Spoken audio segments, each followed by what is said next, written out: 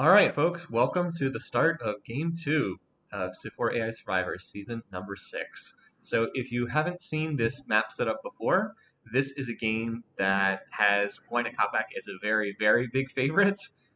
He's the favorite in about 75% of the picking contest has picked him to win, so he's a big favorite. And then we don't have a favorite really for second place. I think Pakal is a narrow lead, but there's not really a big favorite. And then in the first to die category, Hatshepsut is a heavy favorite as first to die. So we'll see if that actually ends up happening, or if the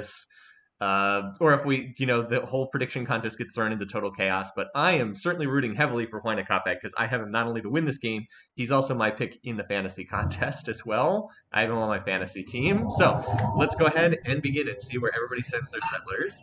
So as usual, we want to watch where the settlers go, but we also want to watch the early religious race. This is the observer sieve revealing the full map. The reason why we do that is so we can zoom out and get the globe view. If you don't reveal the map, you get like the non-globe view. And it also means no AI gets the circumnavigation bonus, although that's not that big of a deal. Okay, so in terms of religions, who is going for religions? Well, Kopak not going for an early religion. Interesting.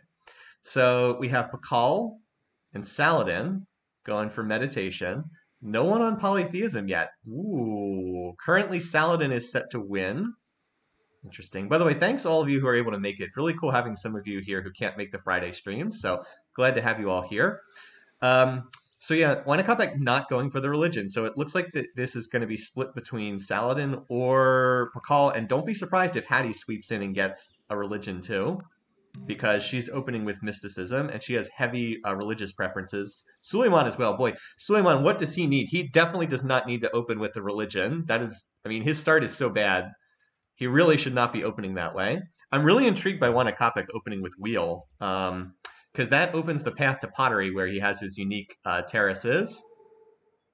Actually, it doesn't even show up on his tech. Oh, he is opening with his. Oh my god, he's opening straight to pottery. Holy cow! Woo!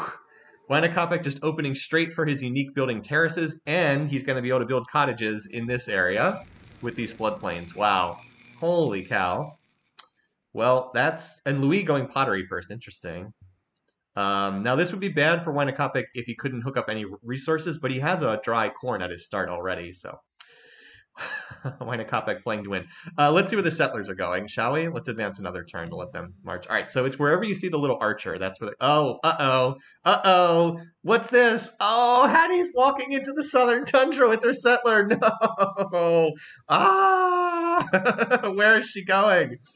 She's like, no, Kopak, you might be cramped on space. Here, have more space. Let's make this game even easier for you. So Kopak has settled for wheat, and he's also settled for a gold resource and a bunch of floodplains. Well, that's a pretty good start for the Incas. Nothing's guaranteed, but I'm liking this start. She is going further away from Napoleon, that's true. This is kind of an insane start for Inca. All right, where are the others going? All right, Suleiman is heading down towards the Incas. Napoleon's going towards Pakal. Pakal's moving away from Napoleon, which is probably smart. Louis going north. Saladin moving northeast. Let's see where these guys actually settle. All right, so we have Hattie is. Oh my God, what is this city? This is where you chose to settle out of all the places you could have gone? What is this? Oh boy, I mean, she's creative. She gets free creative culture, but like, what is this city going to do? There's no resources that she can use here. She has silks and spices, but those are calendar resources. She misses the marble. I mean, she'll get this 50 turns down the road from creative culture, but that is a bad spot for a city. Louis, not much of a spot either. I guess he can pick up the sheep, but he'll have to get animal husbandry. This is not a great spot, but I guess it's at least on the river. Nobody else has settled yet. Let's go another turn. All right. Now, Pakal actually is a really nice spot. Look at this. Double food resources. Once the borders expand, he's opening monument. And he's got stone, so expect him to build wonders. Also, I like the fact that he's used his opening mining tech to mine this pig resource. It's a 2 food, 3 production tile, so it's actually a pretty darn good tile if you don't have animal husbandry. So he's still on meditation. Looks like Saladin's going to win the race, barring something weird happening. And then we'll see who goes for polytheism. Saladin gets a pretty nice spot. I like this spot here.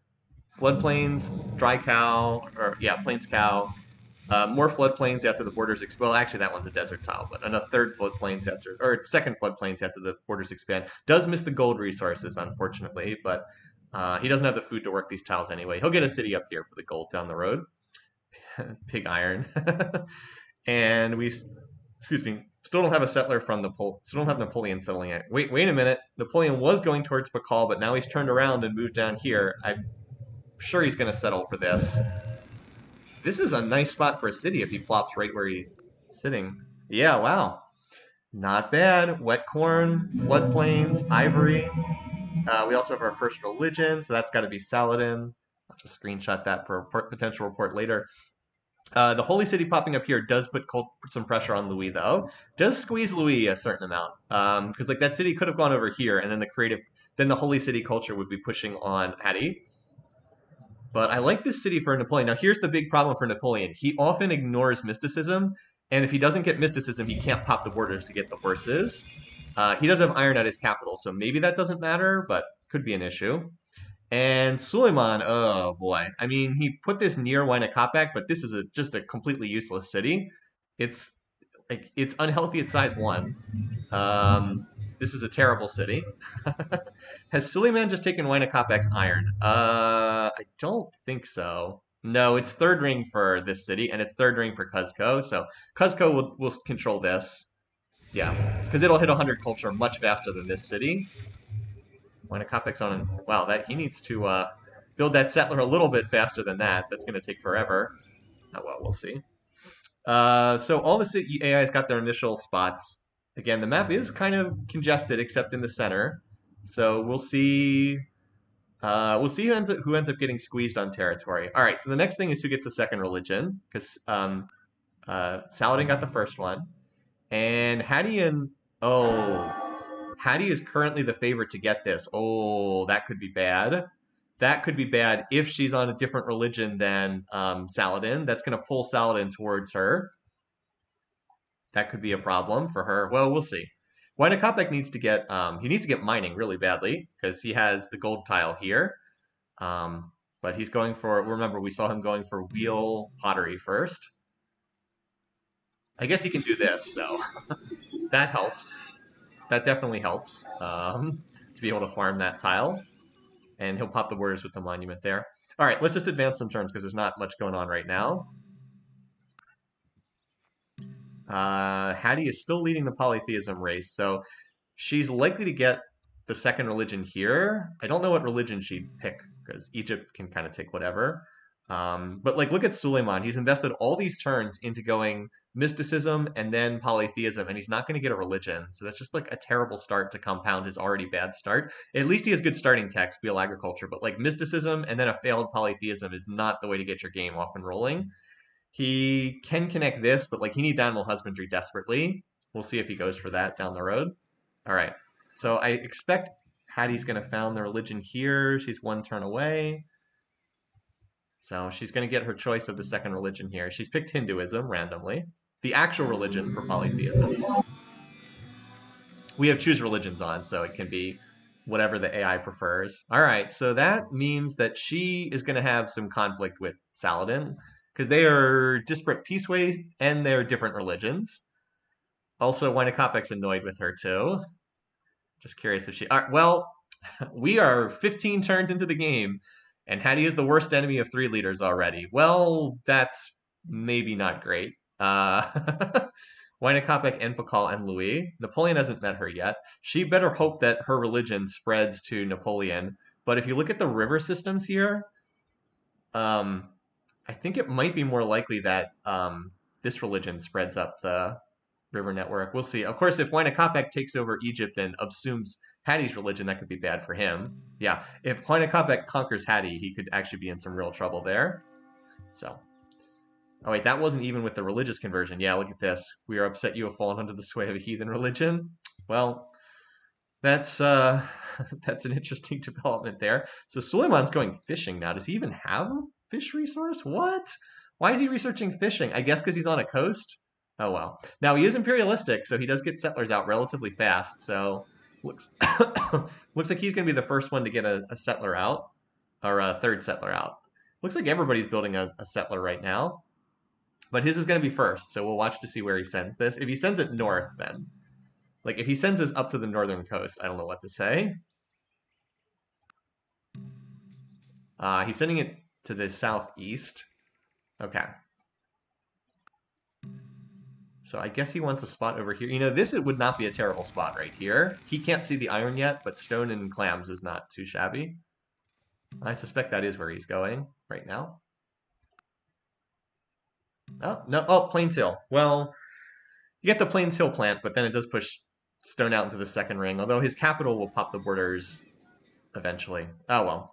So there should be some more settlers out on the map right now. Let's see. So there's one here. Louis does not have one out. So Napoleon and Pakal are also moving settlers. Let's just confirm that this guy does settle on the hill. All right, no surprise there. So Napoleon and Pakal. Pakal's settling towards Napoleon. Also, there is a very slim chance his settler could die here. It's like a 5% chance, but it could happen. All right, did not end up happening. No surprise. But as I said, there was some chance. What is this? Liz texted me and said our front yard looks like a cicada genocide from the lawnmower. We're this area. So you may have heard this story here in the eastern U.S. We're about to get a huge swarm of cicadas in like the next week or two. Yes, we had a request to look at the tile improvements. Let's look at them on turn 25. So Napoleon planted this city on the coast. I mean, it's not bad. It's got double food resources. I think he could have gotten a better spot. He does have that gem resource. He needs to get mining. Is he researching mining? I don't know what he's researching. Wayne Kopak finished his he finished pottery. So now he has terraces, which, by the way, deity, if you, again, want to see how much the AI cheats on deity, his terraces, which are like the best unique building in the game, they only cost 36 production. That's absurd for a granary that also produces culture. And now he's going mining so he can connect this, get his gold resource connected. He's going to cottage up these floodplains. It's going to be ridiculous. Okay. Yeah, so Suleiman's conquered those spots, or has settled those spots there. I know Hattie had a... No, wait, she didn't finish her settler yet. And HC's got his settler going for the floodplains, which is exactly where he should settle. Pakal still has not settled. Oh, Pakal, this is an aggressive spot he's going for right now. Oh boy. I don't know if you want to be this close to Napoleon, man. At least it's on a hill, though. Well, I mean, I don't mind the city. It is a defensive spot behind a river, floodplains, pigs, 6-food pig style. It's a good city, but it's like you're really waving the really waving the cape at the bear right here. I don't. That's a mixed metaphor, but you know what I mean. Trying to pull aggression over here. So cool guy plan on a hill across the river. Yeah, I mean, we'll see. We'll see if Napoleon lets him get away with it. Wynakopek has settled an absolutely disgusting city. 1, 2, 3, 4, 5, 6, 7 floodplains, and then 1, 2, 3, 4 more in the second ring. Yeesh. He does have to worry about unhealthiness because it's in the floodplains. But the good news is he's already got a corn here. Now he shouldn't build the monument. He's just built a terrace here because you get culture from that. But whatever, it's the AI. But yeah, this is looking like a good start for old HC. Now I don't know why he doesn't have the corn here. He has a road down. Oh, he doesn't have sailing researched yet. That must be why. That must be why it's not connected yet. He needs to research sailing, I think, to get this connected. Well, he'll do that soon enough. All right, so that's all the second city. I was going to say that's all the second cities, but we do have a new one here from Saladin. I like this spot, too.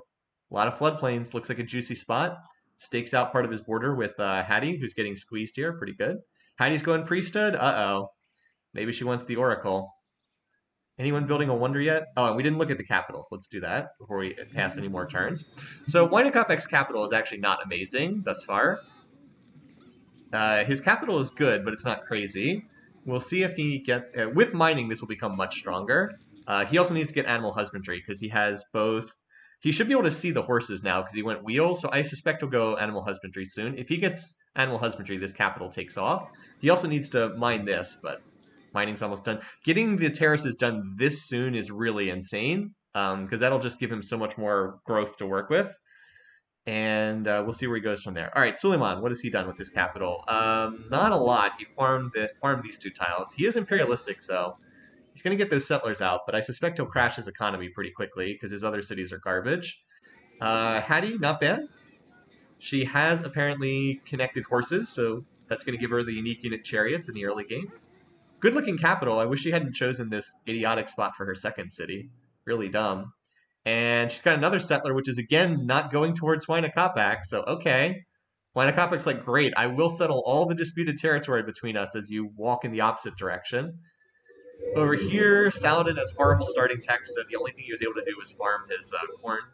So his capital's a little bit behind. Louis still doesn't have a second city yet. What's going on there? He's got a settler moving out, but still. This is actually a pretty good looking capital. I suspect he'll go on to some kind of early wonder soon, because this is a nice looking capital. How about Pakal? Not so good. He's mined a lot of tiles, but he needs, yeah, all right, he needs animal husbandry, and he is finishing the tech, because he has multiple animal husbandry resources. Oh, he's going Stonehenge in his second city. What? Okay. I was like, why not just do this in your capital? But his second city actually has more production than his capital, so okay.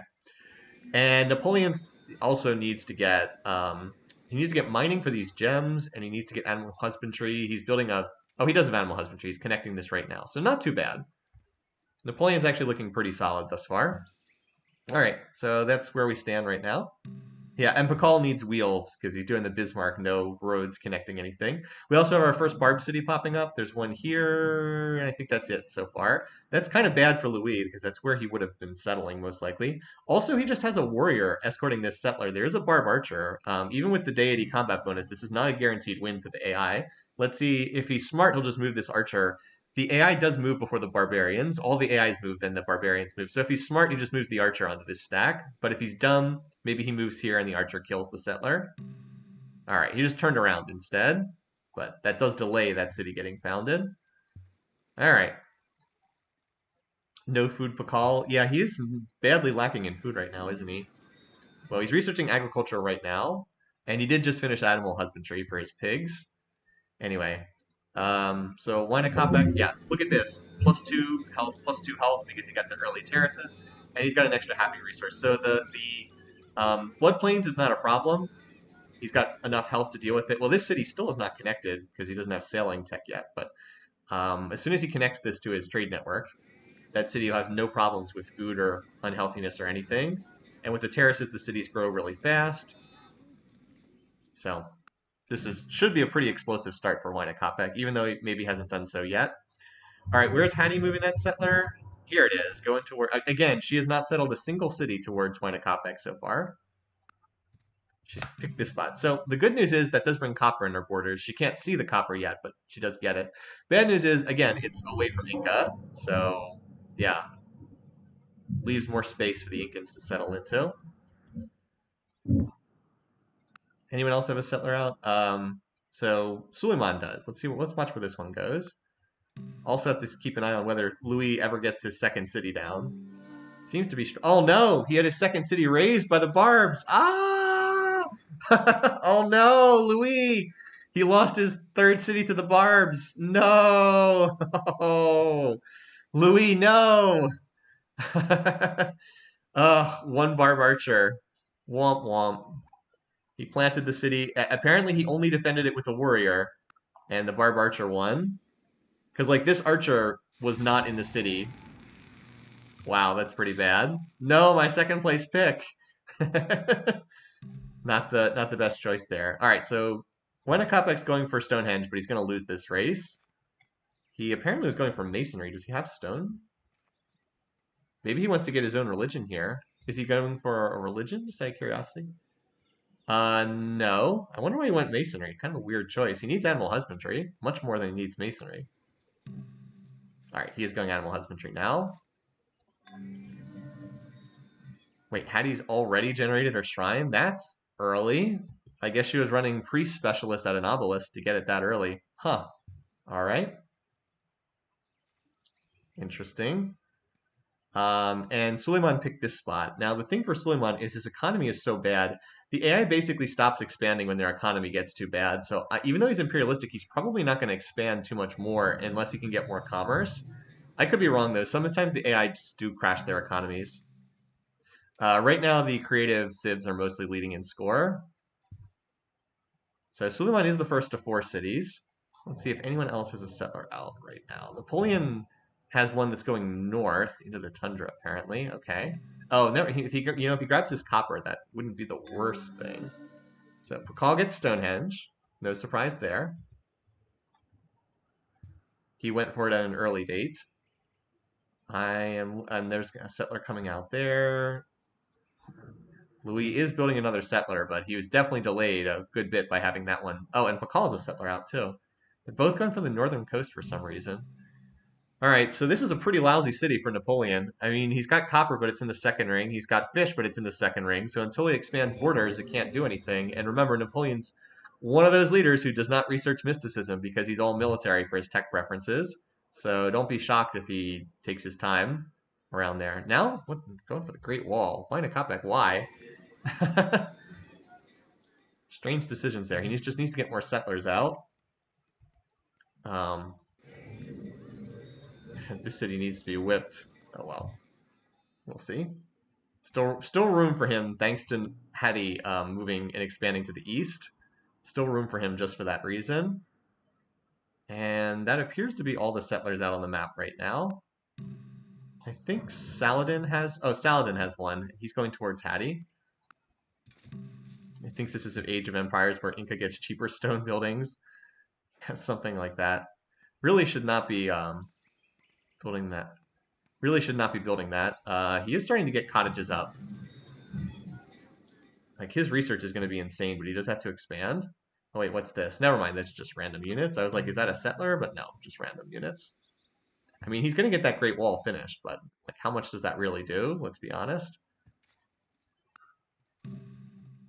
All right, so Wynakopek is founding his own religion, and that's probably bad news for Hattie, because she's going to have both of her neighbors unhappy with her because of due to religious tensions. She does not have another settler out there. Remember, we saw that Saladin had founded a city down here.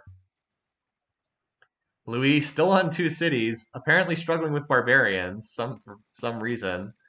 He's got a settler in his capital, but he's not moving it. Boy, this has been a pretty serious fail for Louis. Louis, I trusted in you. I backed you in this game. And Suleiman picking up Hattie's religion, that is pretty interesting. That could be bad news for Wynakopek to get Hattie's religion expanding up here, because Wynakopek's going to found his own religion. He does have another settler in production. So, Pakal, his economy apparently kind of sucks, but he's expanding decently. We're almost to turn 50 now. Napoleon doing his thing. Again, no, he's early ironworking from Napoleon. He just finished bronze working because we see the revolt into slavery. This city is unhappy because it is... is the city actually going to starve? No, he'll work that resource, I would expect. Where is it going to starve to size 4? No. Did in fact work the resource to keep it from starving, but no resources here. Hey, Pakal, you might want to build some roads, buddy. Is he researching the wheel? No, he's researching fishing. Okay. Well, that's maybe not the greatest. Maybe not the best decision there. Saladin's on bronze working. Hattie does have war chariot, so she's not going to be a sitting duck for anyone. And no, I was going to say she finished a settler, but that was a worker in her capital, not a settler. Wynakopek should be about... Yep, there we go. So Wynakopek just founded his own religion. So all the religions are on the southern side of the map right now. And Wynakopek has connected the horses. He's got... certainly has no lack of happiness or health right now. And the religion, of course, will give him more happiness as well. He just needs to cottage all these tiles. And get more settlers out. Where did that settler go? He just finished... Oh, never mind. It's finishing right now. So I'd say a strong opening from Wynakopek. He just needs to get more cities out. He certainly can afford them. All right, so it's turn 50. Let's look at our overview. Oh, we got more barb cities popping up in the middle of the map.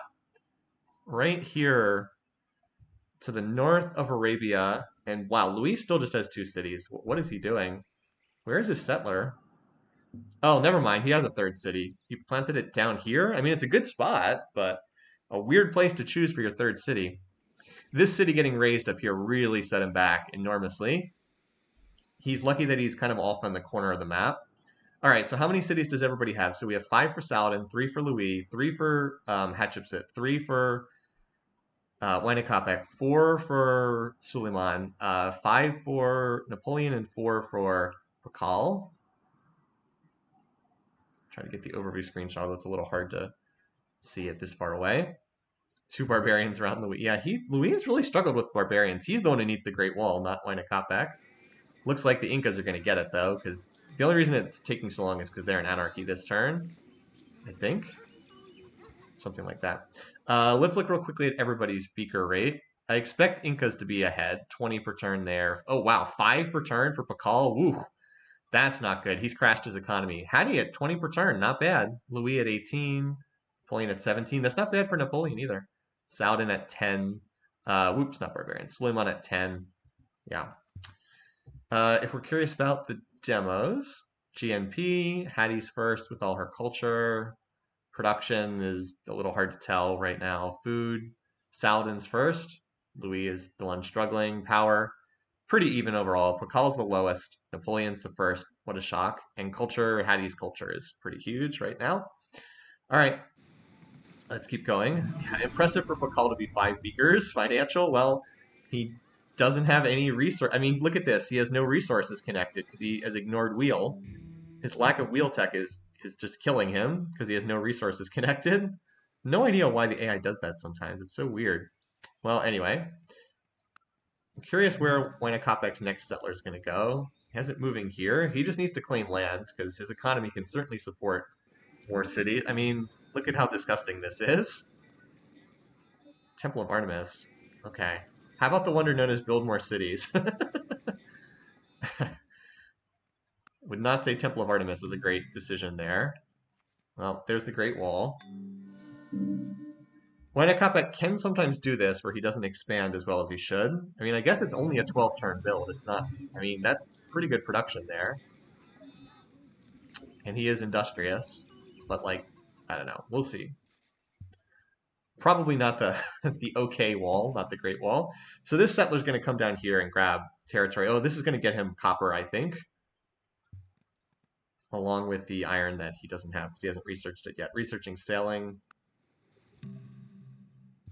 Anyway, so who else? What are the other AIs doing? How about Hattie? She is finally building another settler. She's been very slow to expand. And here's our new city on the copper. Okay, not the greatest place to put one, but at least Wine is smart enough to start with a terrace here so that he can get this sheep tile in range. So at least he did get out to 4 cities. Napoleon's been stuck at 5 cities for a little while. I'm a little surprised he hasn't expanded further. Pakal is also at, he's been at 4 for a while because I think his economy just cannot support more cities. Middle of the map is still pretty open for people who want to grab them. And look at this, Moai, early Moai here. Not being built with stone, by the way.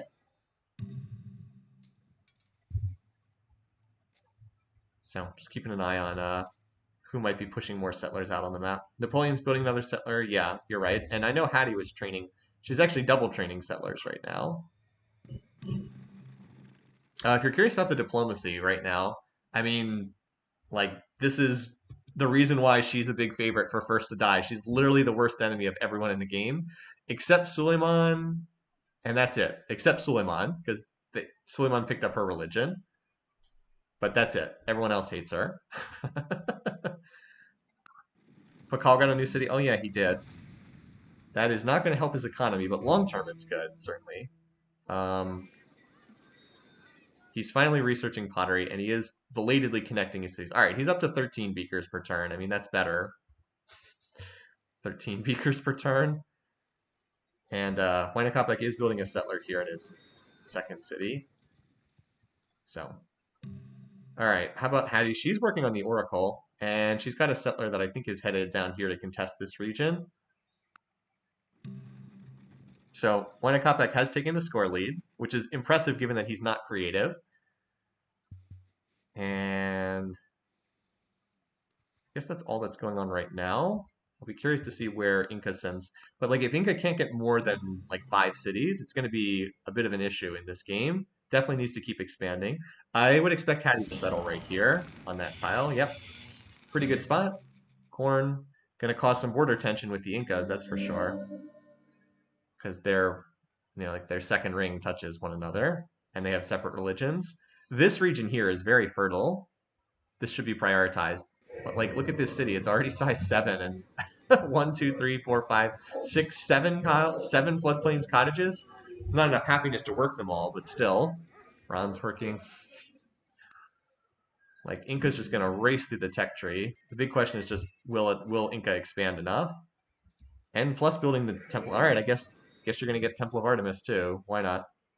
The Saladin plant. Oh yeah, you're right. Thanks for spotting that. Saladin plant directly north of Egypt. Yeah, this is Hadi is just gonna have so much cultural tension with everybody. Also, another thing that's worth keeping an eye on. The Quechuas of Inca are very good at killing barb archers, so like there is a chance Huayna Capac could just snipe this city, maybe. Although it might also get sniped by one of the other AIs, just like leaders of random nations walking around here. Like this one even is cover promoted, so that's the anti-archer promotion. Oh wow, double wonder completion. Let's see what Hattie took. She has taken. What did she take with the Oracle? Oh, I'm on the wrong AI leader, duh. I think she took horseback riding? That doesn't feel like a Hattie tech, though. I guess that's the most expensive tech she could grab. Okay. I think she took horseback riding. I think. Huh. Okay. Yeah, she's building horse archers. Is she plotting war? She's so peaceful. No. What a weird choice. Okay. Huh. I never would have thought that she would go for horseback riding. Anyway. Well, now Huayna Capac's got a free priest specialist, so that's a thing. He does have an awful lot of culture in this city, though. I don't think he can flip this city, but does have an awful lot of culture there. So Napoleon also is slowly pushing towards the center of the map. He actually has another settler here. Probably going to grab these gems. Did he ever hook up his gems at the capital? He did. All right. Yeah, he's probably going to settle over here. Wait, did she take monarchy? Maybe, did she take monarchy with her? Maybe she took monarchy with her oracle tech. Yeah, Hattie is one of the stronger AIs right now. Her problem is just her diplomatic situation is so abysmally bad. That's her issue. Like, it's not her situation right now, it's her situation down the road. All right. Huayna Capac, I thought he just finished a settler here in this city. Maybe I'm wrong. I thought he would have had one almost done here. Oh wow, yeah, you're right. Saladin City, you guys spotted on the mini-map. What is this? Well, okay. So the middle of this map is just a big mess right now. Saladin certainly expanded well. 1, 2, 3, 4, 5, 6, 7 cities. I mean, like, the Incas only have 4 cities, so... And the Ottomans got a city up there. So, like, even though Louis is off to a bad start, he is out to 5 cities, and there's the potential to get more from these barbarians. Like, he will get this city eventually, barring something weird happening. So Louis in terrible shape right now, but he could do the Frederick play from last game, where like Frederick was really weak throughout the game and then got back into it late. People are like, what is this city? I agree, it's pretty weird. All right, so Huayna Capac is writing now, otherwise he wouldn't be offering that deal. And like I said, I thought he had a settler on the map, but I could be wrong. I guess he doesn't. Could have sworn he had another settler out, but oh well. AI's building cottages the city can't even work for lack of happiness. He needs to get into hereditary rule more than anything else right now. All right, so most of the land is been getting claimed here. There's still a decent amount over here in this part of the map, which has bizarrely not been settled. And then over in Louis' barbarian town.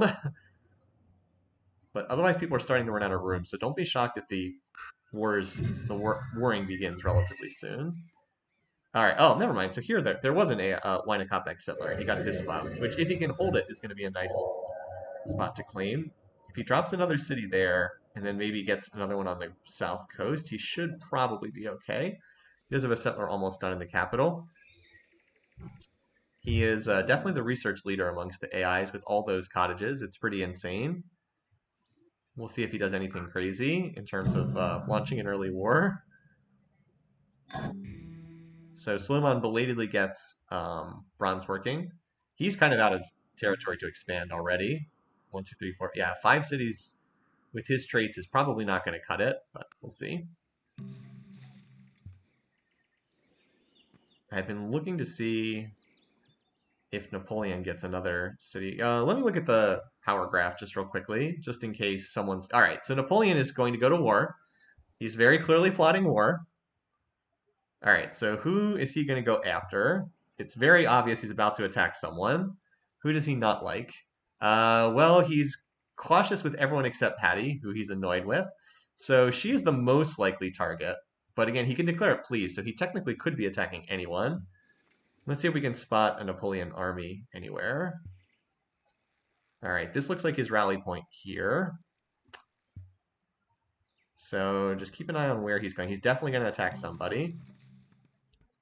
This is why I was hesitant. Oh, the French took up Barb City. Where was that? Oh, that's a nice pickup for Louis. Oh, never mind. This is Napoleon. Whoops. I saw French Empire and I thought it was Louis, but it's Napoleon. That's a nice spot for him. We'll see if he flames out due to over-warring, though. Because Napoleon tends to go to war too early, and he'll ruin his game, but he'll also ruin someone else's game in the process. Usually how this works.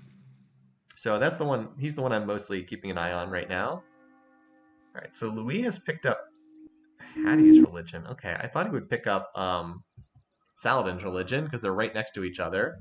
Could be bad for Saladin if that keeps up. Saladin, by the way, our score leader right now because he's grabbed so much territory. 1, 2, 3, 4, 5, 6, 7 cities.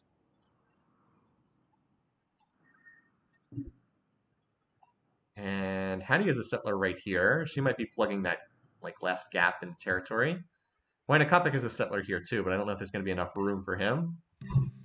Oh, Hattie's got a settler right here. Surely she's not going to settle a city here, right? That would be an odd place to settle. Be a very aggressive location. Let's see. Okay. This is a very aggressive location to put a city down. And Wynakopek was denied this spot by like 1 turn because he has a settler right here. I think he was going to grab that same spot. Well, we'll see where he sends that one. He's building Great Lighthouse. He has 5 cities. Hattie has 5 cities. Napoleon has more. Yeah, I'm worried. I'm just, my one concern with the Inca is that they have been squeezed a little too much on territory. Because like 5 cities is definitely not enough to win the game. Need to get up to like 7 or 8 at the end of the land grab and then look to snowball from there. Hattie's also building she's not plotting war, is she? Nope. But her military power is not that bad. Napoleon's so much higher than anyone else in the game. But where is he sending them? That's really the question, right? It's like, where does he send these units? I think he's sending them for Egypt, but I don't know just because like a lot of the French units are walking down here to the south. I don't know where else they'd be going. Wynakopek and its Great Lighthouse. So Pakal is all, Hattie's religion is very well spread. Somewhat surprisingly so, how much it's spread. Like, I think that this is just the total randomness of where it could pop up, but she's converted quite a few people to her religion. So maybe this is her saving grace. I don't know. Napoleon has not converted to her religion, though. Oh, Wynakopek on an early construction. Well, that would suggest he's plotting early war. He's going to found a city down here, which is a okay consolation prize. For financial leaders, these coastal cities are really not bad places to go. Okay, Louis gets at least something. He gets the pyramids. I think that there are some other leaders who spent a long time building that. Louis is kind of tucked away down here. He's pretty weak, but like I said, don't be shocked if he just kind of hangs around in the corner. All right, so Pakal is probably going to take this city. He has 6 warriors outside it. I don't know, maybe not. Oh yeah, how did they get a very early shrine? That's true. That's a good point. Philly D pointed out Hattie got an early shrine, and that the shrine does increase the rate of spread for religion. So that's a really good point. That's why her religion spread so much, because she got the early shrine. I'm still just wondering what Napoleon is doing with these units, because we saw that he was plotting war. Is he still plotting war? Yeah, he's still plotting, apparently. He just picked up Wynakopak's religion, and that could be very significant indeed. Like, if the two of them work together, they could easily tear apart this map. A long way away from seeing that happen, but it is a possibility. There's another Hattie set. Oh, look at this. Another settling race down here. Looks like Hattie's going to win it for that southern spot. Yep. Looks like she's going to win it. So, at the moment, the Incas look like they're trapped on 1, 2, 3, 4, 5. Just 6 cities. Wynakopek did just get a great profit for his shrine, though. And his tech is very good. Like, he's going to have construction earlier than anyone else. So really waiting to see where this war is going to break out. Where is Napoleon going after Pakal? Because if Pakal gets left alone, he does have a fair amount of territory over here. 1, 2, 3, 4, 5, 6. I'm a little surprised he doesn't have more territory than this. Like, still there's like a donut hole here and here that no one's settled. I've been trying to see if I can spot where Napoleon's stack is heading, and I haven't been able to do that yet. Does Hattie have walls? She has a lot of culture. Does she have masonry for walls? I would expect so by now. She does have masonry, so she can go walls if she wants. Little unfortunate for Wynakopek he wasn't able to get this spot. It's not very strong, but like that would have given him an avenue to keep going east. We'll see if he crams in a settler anywhere, but it does look like he's mostly out of space at this point.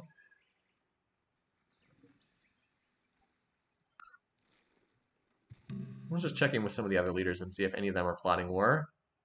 No. I wouldn't expect Hattie to be, because she's very peaceful. No, not at the moment. Looks like it's just Napoleon. Alright, so now he gets his shrine as well. 8. So that now Buddhism will also start spreading. Or at least have higher odds to spread.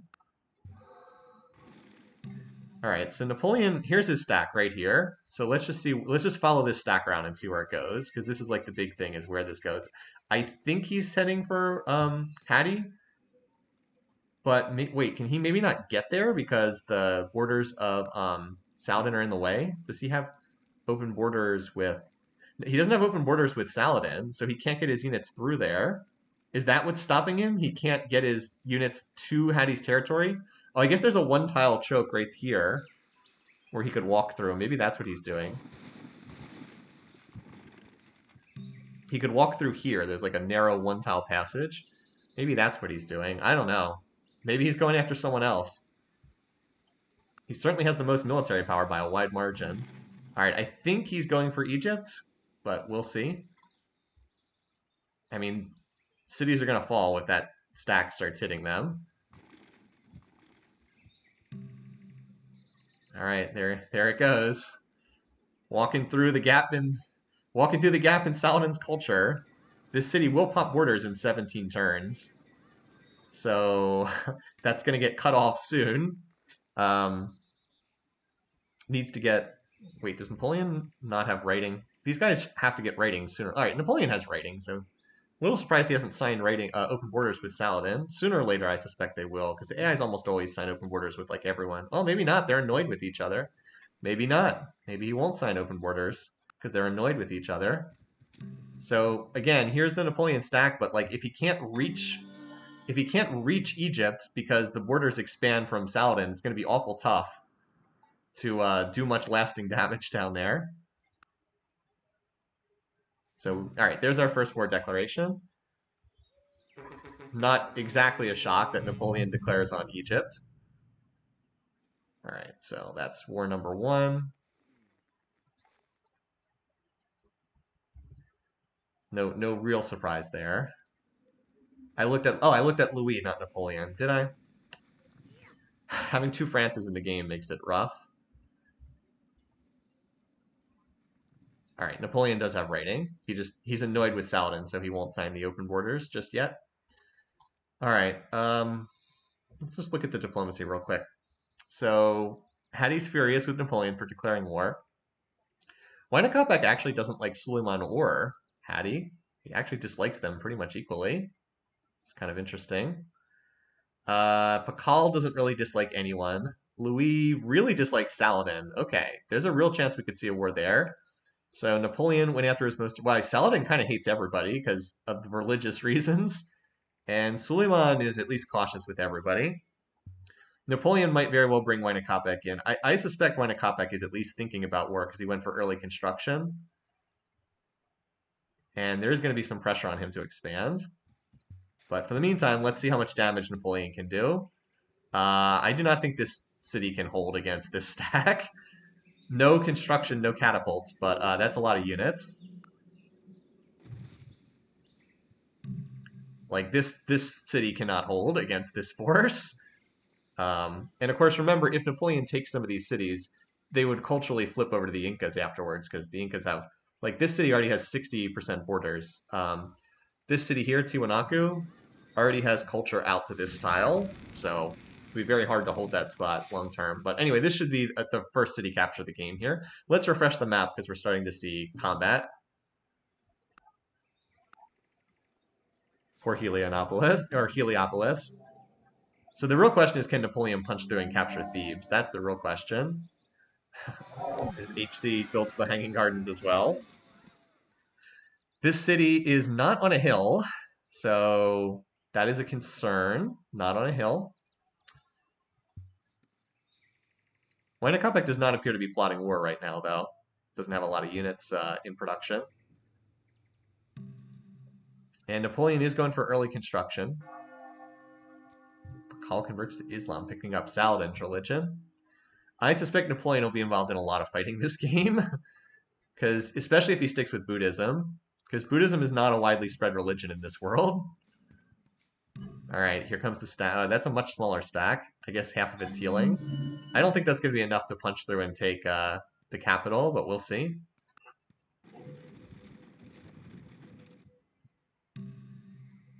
Hattie doesn't have a lot of units in there, though. Oh, she just founded another religion? Okay. Just founded another religion. Saladin also now on construction as well. It's curious if he was plotting war, but doesn't appear to be. Wynakopek's just apparently just building wonders right now. Not building, not training units. All right. This is mostly chariots. I don't think there's any way this can capture this city, barring absolutely ridiculous dice rolls. This is not large enough. If Napoleon waited for this stack to arrive, I think he could take the city, but I think he will not wait that long. I think he'll just throw away this stack this turn. Yeah. So Louis converted to Islam as well. Oh, hello. Well, Suleiman declaring war on Wynakopek. I'm surprised. Let's look at the power relationship between the two of them. Suleiman's higher in power. He's been building units recently. All right. Well, I was not expecting that to happen. It's not going to be a group takedown of Hattie here. Suicide Man. I don't know. I mean, 1, 2, 3, 4, 5, 6. 1, 2, 3, 4, 5, 6. It's not that different in power between the two. The biggest difference at the moment is Wynakopek has catapults. Maybe he'll stop building the mausoleum and focus on that, building units. So this stack is unlikely to have much success. So Pakal picks up a Barb City. Don't sleep on Pakal either. Like, if he stays out of these wars, I like his odds. 1, 2, 3, 4, 5. Wait, 1, 2, 3, 4, 5, 6, 7, 8, 9. He has 10 cities. I actually think Pakal's looking really good here because Napoleon did not attack him. Napoleon went after a different target. Like that's pretty good news for him. Because the real reason I didn't favor Pakal in this game was largely because I didn't think I thought Napoleon might attack him, and that has not happened. So just keep your eye on Pakal. His economy is still bad, but if he gets another 50 turns just to develop in peace, like while Wynakopek is fighting off a war he doesn't really want to be in, and Saladin also not looking that bad either right now. All right, so it's 100 turns. I wouldn't say those 50 turns were as good for Wynakopek. Wasn't able to expand as far as he wanted. Napoleon's offensive doesn't seem to be going anywhere right now, beyond the initial city. And he's kind of trapped in this war with Suleiman. So, yeah, I think the Incas they have great tech, but I'm not sure they have enough production queues. Like, there's only like 4 cities building units right now. Well, let's go ahead and look at our graphs. So GMP, again, the Incas are running away with the game in terms of research. It's not close, but they have to turn that into a decisive edge in units. Napoleon has the most production. Food, Napoleon has the most food. Power, Napoleon has tossed away 2 stacks recently. This was when he took the one Egypt city. But like there's Suleiman, he's second in power. Huayna Capac not exactly pumping out units yet. He should be safe until Suleiman gets catapult because all his cities have a lot of culture. But like he will have to build units at some point. Hattie has the most culture. So Huayna Capac finishes his wonder. Saladin gets his shrine. And Saladin is the score leader with Pakal close behind. Actually pretty close in score. Everyone except Suleiman's relatively close in score. Louis also hanging in there too, just because he's staying out of these conflicts. 1, 2, 3, 4, 5, 6, 7. Yeah, I mean, there is one more city for Suleiman than Huayna Capac.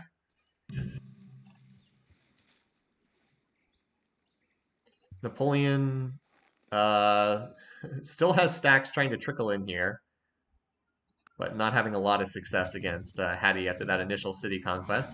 He does have construction, so he should be able to get catapults, but until he gets them, don't expect much to happen. All right, Suleiman converted to Huayna Capac's religion, so don't be shocked if they are able to bury the hatchet after this. That's a pretty decent stack. This city does not have walls. I don't know if this city holds. Huayna Capac might be in a lot of trouble here, you guys.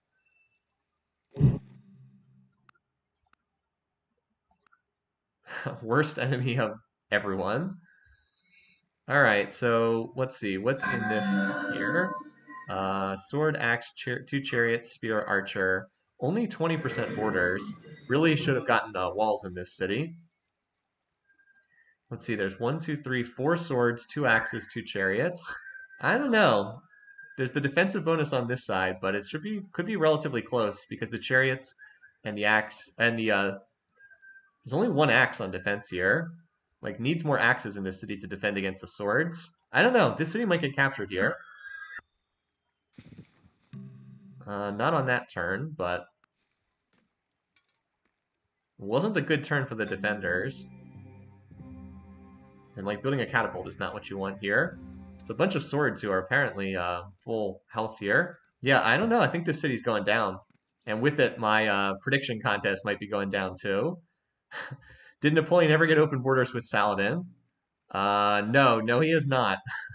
Kind of ruining his attempt to conquer Egypt, the fact that he has no open border. Now he can't get soldiers through.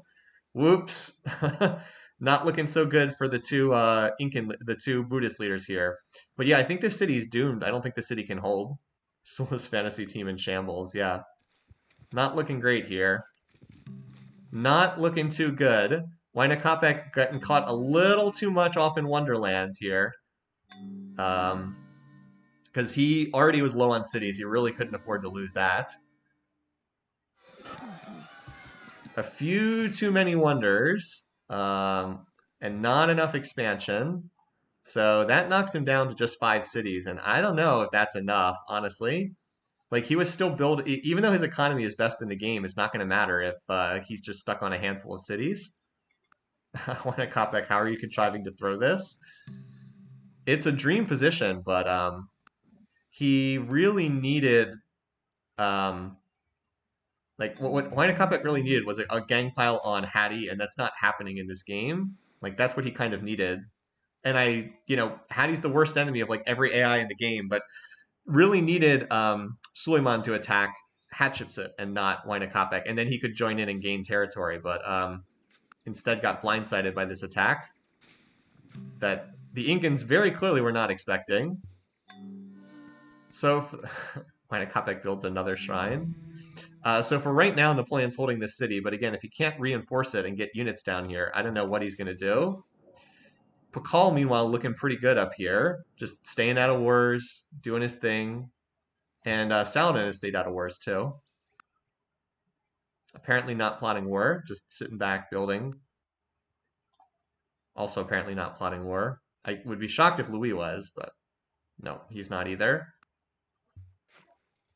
Winecopic in danger of going out first. Not at the moment, but it is in play. Like, it is a possibility. He really needs to recapture this city pretty badly. Find a first to die, the ultimate twist. Well, we've seen that happen sometimes, like with Mansa Musa. It's a bit unfortunate for Winecopic that the river bends this way, so this city is on the opposite side of the river, whereas like it was not on the opposite side of the river for Suleiman, the silly man. It's like Wino will probably try to take this back, but like Suleiman has another stack healing up here, and he's got another stack over here. I don't know. I don't think this looks good for the Incans. I really don't. I think this early game went very poorly for them. After like the first 50 turns were great, but then it was the diplomacy basically has just shaken out. Like the diplomacy is always random to some extent, and it's just gone badly for the Incans in this game.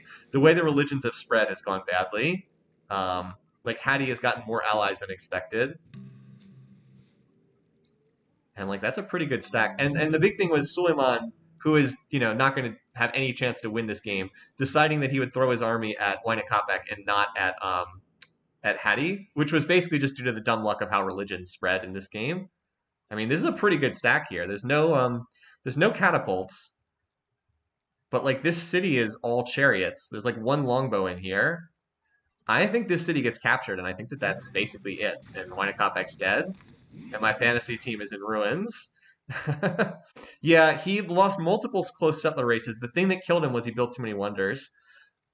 Temple of Artemis was the Temple of Artemis was a killer. That was 15 turns of his capital building Temple of Artemis instead of expanding. But like even though this looks like it's a decent spot, I mean it's like you got longbows in here, 40% defense. There's only 2 longbows, 2 catapults, 1 axe, 3 chariots. Like the chariots and the catapults don't get any defensive bonuses. So barring bad dice rolls, I think this punches through and captures this city, and then that's that for Winecopac.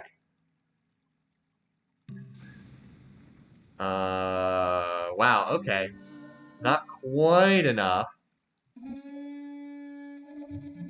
So Hattie made peace with Napoleon. Interesting. Napoleon kept that city. I thought that, and by the way, here's where Napoleon's army apparently got teleported to. I thought that would punch through, but apparently the longbows survived. Now they'll promote, and so this attack's probably doomed because his longbows should be able to survive. Yep. All right. Well, some good luck for Winecopac. I thought that would fail to go through, but it succeeded. But he's not in good shape in this game, and like the leaders that are just building peacefully, in particular Pakal, have to be getting pretty far ahead, thanks to not being sucked into this war. By the way, where is Napoleon going with this force? Is he plotting war again? Yep. All right, he's gonna attack somebody, you guys. Who does he dislike the most aside from Hattie? Who he's at? Well, he dislikes everybody. No, wait, no, never mind. He's over here. He doesn't like Hattie. He doesn't like Saladin, so he's probably going after Saladin if he's declaring war again. This city in particular is a pain in his rear end.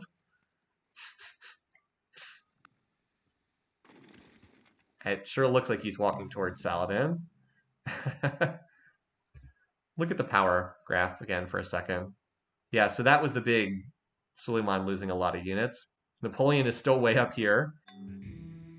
If Napoleon could have actually gotten his units over to Egypt, I think he probably could have won that war, but he just couldn't ever get his units over there.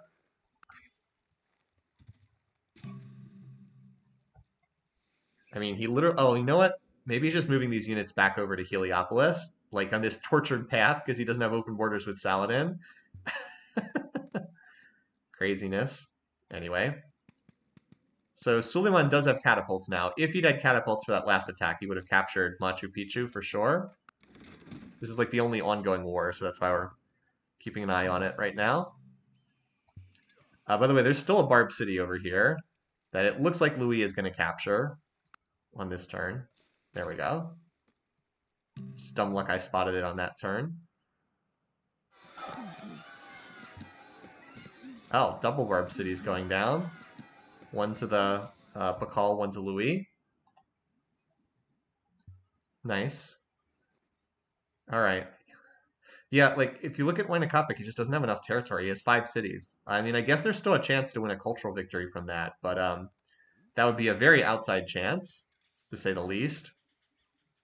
He's got an awful lot of catapults.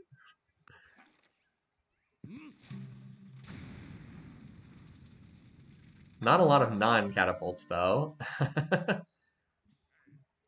Saladin still being quiet, still not in a war. Pakal still being quiet, still not in a war. Who does Pakal like and dislike, just out of curiosity?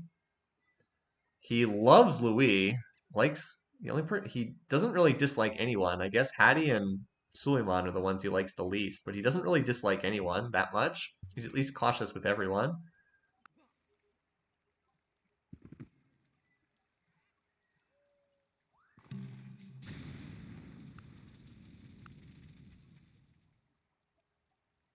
These guys are just standing, just a standoff here. Hadi building statue of Zeus is. Oh, Saladin going after Hadi. Interesting. All right, well, that's war number 3. This is a nice. I think this could be a big play from Saladin if he's able to take Hadi's territory. Don't be shocked if he becomes one of the game leaders. But then, what if Napoleon attacks him? Oh well, that would be good for Pakal. Let's not get ahead of ourselves though. Let's see, where is. Wait, this can't be his stack, right? He's got to have more than that. Where's the big Saladin army if that's the case? You got to have a force somewhere, right? Usually there's like a big stack charging across the border. I don't see it. He's got to have more than that, right? Oh well. Kind of weird. Maybe we'll spot his army here sooner or later. Oh, here, this is his. Well, that's better, but it's still not a big army. There's this siege of Machu Picchu just continues here between these two sides. Long fighting here outside Machu Picchu. The defenses were removed though by the catapults, so great general. Yeah, I don't. This is a weird attack from Saladin. He doesn't seem to have very many units here, and Pakal has quietly slipped into the score lead. All right, well, that attack looks like it's failed from Suleiman. So Suleiman has basically ruined his game and ruined Huayna Capac's game so far.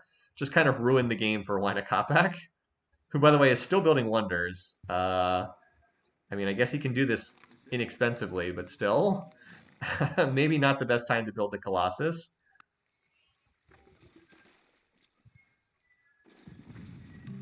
A lot of fighting between these two.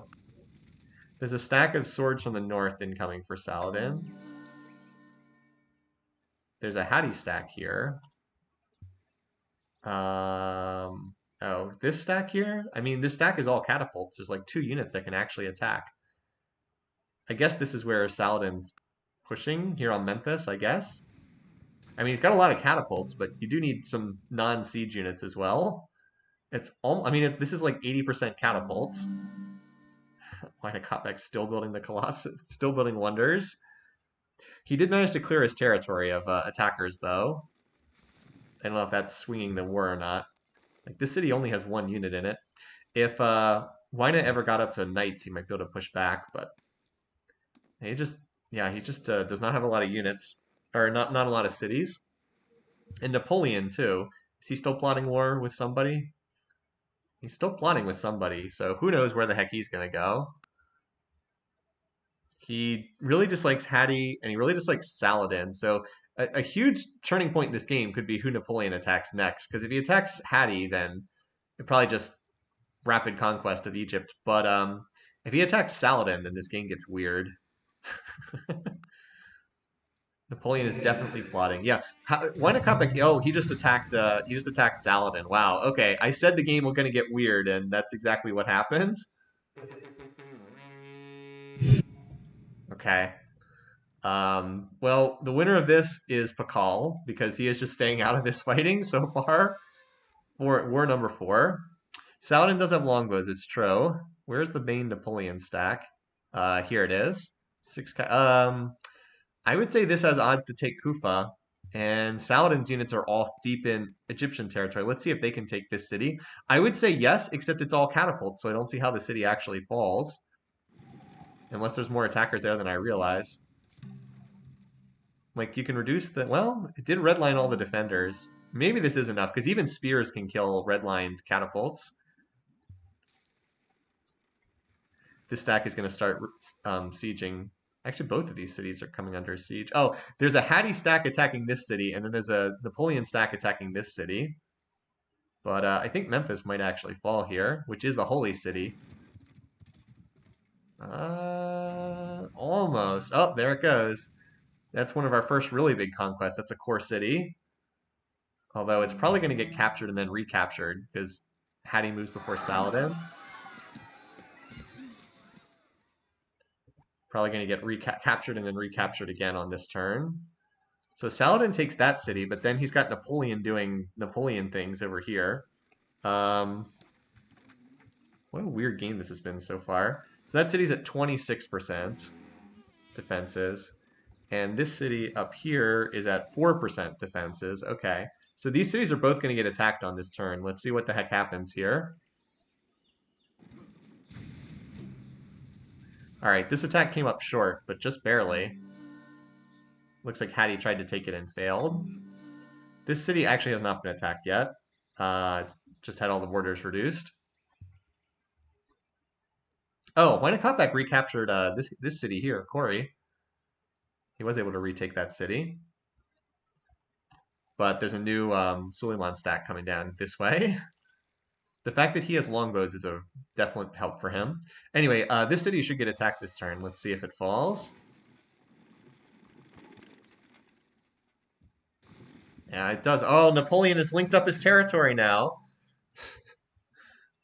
Oh, but Heliopolis was captured. Wait, it's a double capture. They swapped these two cities.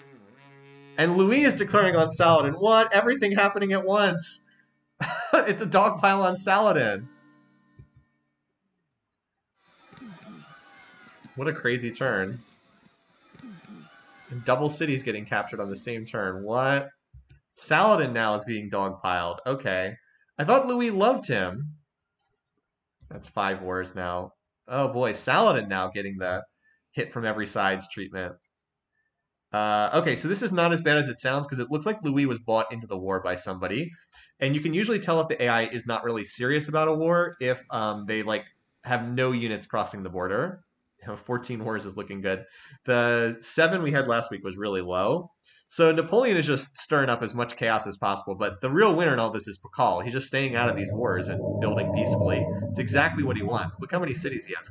He has the size 14 capital now, and a size 14 city up here, working all these financial coastal tiles. 1, 2, 3, 4, 5, 6, 7, 8, 9, 10, 11, 12. This is 12 cities. That's by far the most. Like, Pakal is just chilling here. And with literally everyone else in wars, he's just going to get further and further ahead in this game. So, crazy stuff, but good, really good stuff for Pakal in this game. I'd say he is the favorite at the moment. By the way, this city is almost dead, but there's a city garrison 3 longbow protecting it, so should hold out for the time being. All right. What a weird game.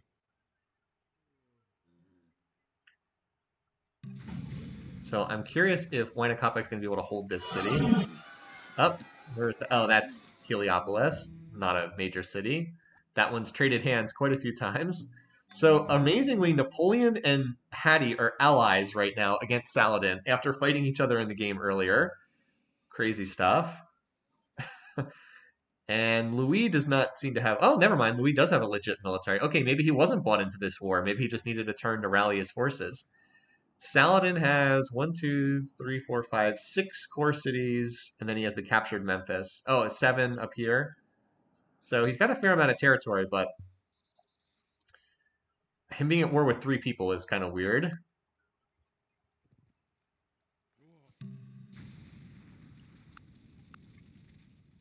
So there was another big attack here. It looks like it came up short. How many defenders are still in here? A lot of injured defenders. A lot of injured attackers. Oh, Napoleon got that city.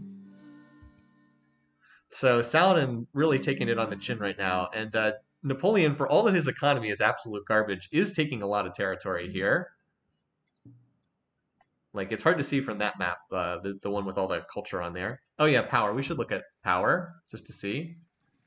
I mean, oh wow, Saladin's really been taking it on the chin recently, whereas Napoleon is still far and away the leader there. I'm sure his infrastructure is awful because he just does nothing but build units, but he's thoroughly ruining Saladin's game right now after ruining Hattie's game earlier. Hattie is 1, 2, 3, 4, 5 cities, but the only person she's at war with is Saladin right now, so she's pretty safe at the moment.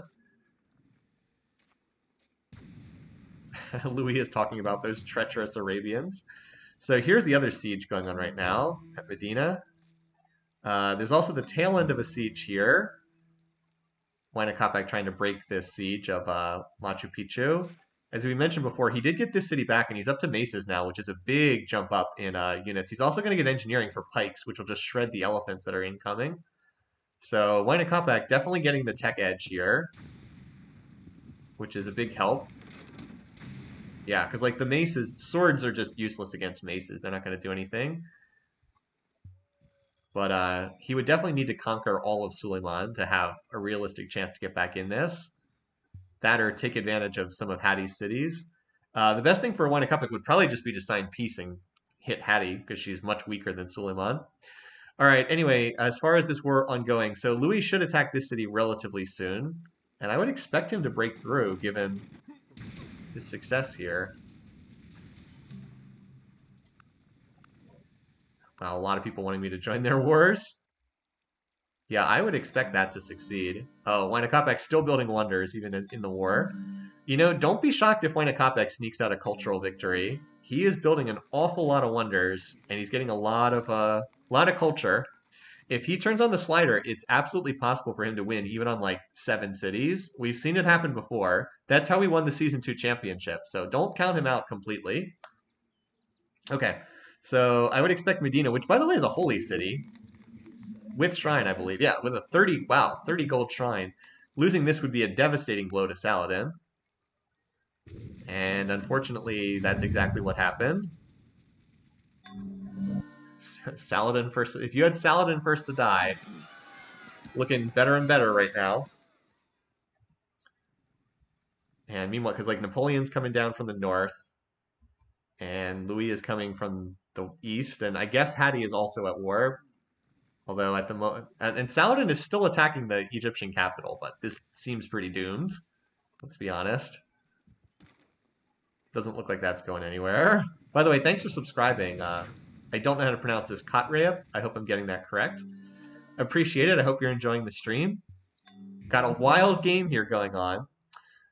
Meanwhile, down here, Huayna Capac has cleared his territory of the Ottoman units. And if we check the power graphs, boy, Saladin is really getting ripped apart here. Suleiman also seems to have been losing out because, like, remember his power was like up here compared to Huayna Capac, and Huayna Capac's actually jumped ahead of him now. Although the Incan force is still nowhere close to either the Frances and Pakal, who again is still the man that is just like not present in this game, but looking good because we should just do the economy comparison real quick. So in terms of research, Huayna Capac's at 250, Pakal's at 317, Hattie's at 76, Louis at 124, Napoleon 136, Suleiman 114, and Saladin 1. Yeah, I mean you can see the two Mesoamerican civs are just lapping everybody in terms of research. And Pakal having double the territory of Huayna Capac means he's likely to pull further ahead. All right, let's keep watching the ongoing collapse of poor Saladin, who's the big dogpile victim in this game so far. Hey, if the kill credit is taken by either Napoleon or Louis, I do get a fantasy point because I have them both on my team. Golden age for Napoleon. Yeah, Huayna Capac is starting. Oh, Huayna Capac is on the counteroffensive, although he doesn't have that many units here. This is not enough to capture this city. This is not enough. He probably should not really be trying this. He did take out the defenses, but that's just not enough units. He actually just got attacked. You know, he had the best thing happen, which was to get attacked by Suleiman, because that went. He got the advantage in all the matchups. So Huayna Capac should just heal up and promote because he was not going to take. He was not going to take that city, but he killed some units defending. Anyway, over here, so Louis has a swarm of units pushing through. This is his next target here, Khorasan. And Napoleon has been slowly moving forward. I guess that's his. Where is Napoleon's big stack? I know he's got a lot of units. He's still moving them around. I guess Louis is the main one who's taking territory right now. So defense is taking out at Khorasan. Should get the city on this turn, you'd think. I don't think that city can hold against that many units. Yep, there it goes. Boop. Another city down. Not that that was a terribly valuable city, but everyone does count. And Napoleon is like slowly maneuvering still up here. Memphis still not back in Egyptian hands yet, although you would expect it to be soon. You think Napoleon took Saladin's forward city? I mean, he took these cities earlier, right? He took Basra and he took Kufa, but that was a little while ago. And of course, he still has Heliopolis from the beginning of the game.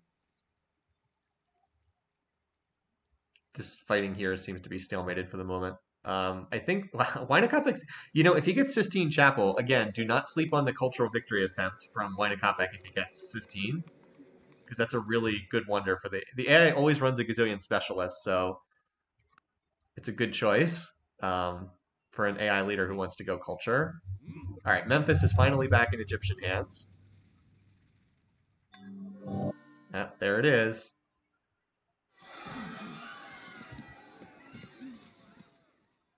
Like I said, let's just look at how much culture. So definitely the leader very early on here. We're only on turn 140, but definitely the leader early on in terms of culture.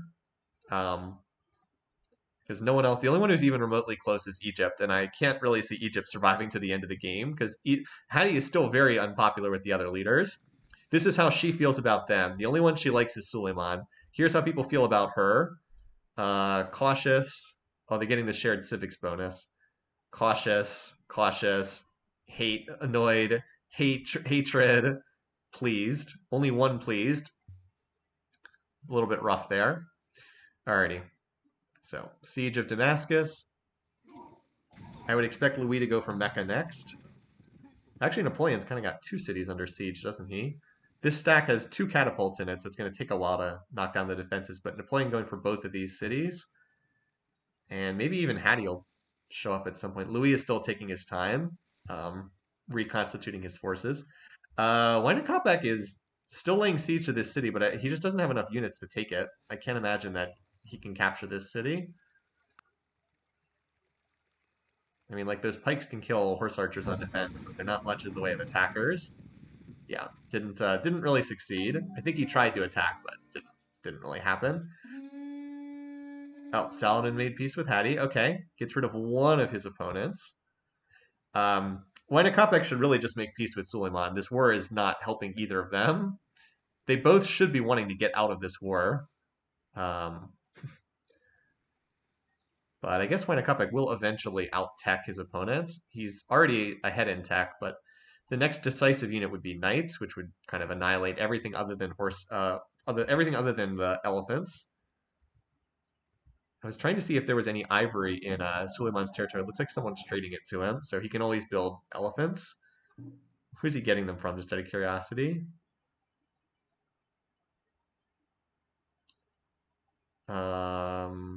Who is he getting ivory from? Because he doesn't have them in his territory, right? Maybe I'm missing it. Oh well. Not that important. Let's keep an eye on the larger campaigns for right now. The ongoing slow death of Arabia here. So Damascus has had its borders almost completely removed. So, I mean, there's a decent number of units in there, and this city is on a hill. But there's a lot of catapults for collateral, so probably gets captured. Probably.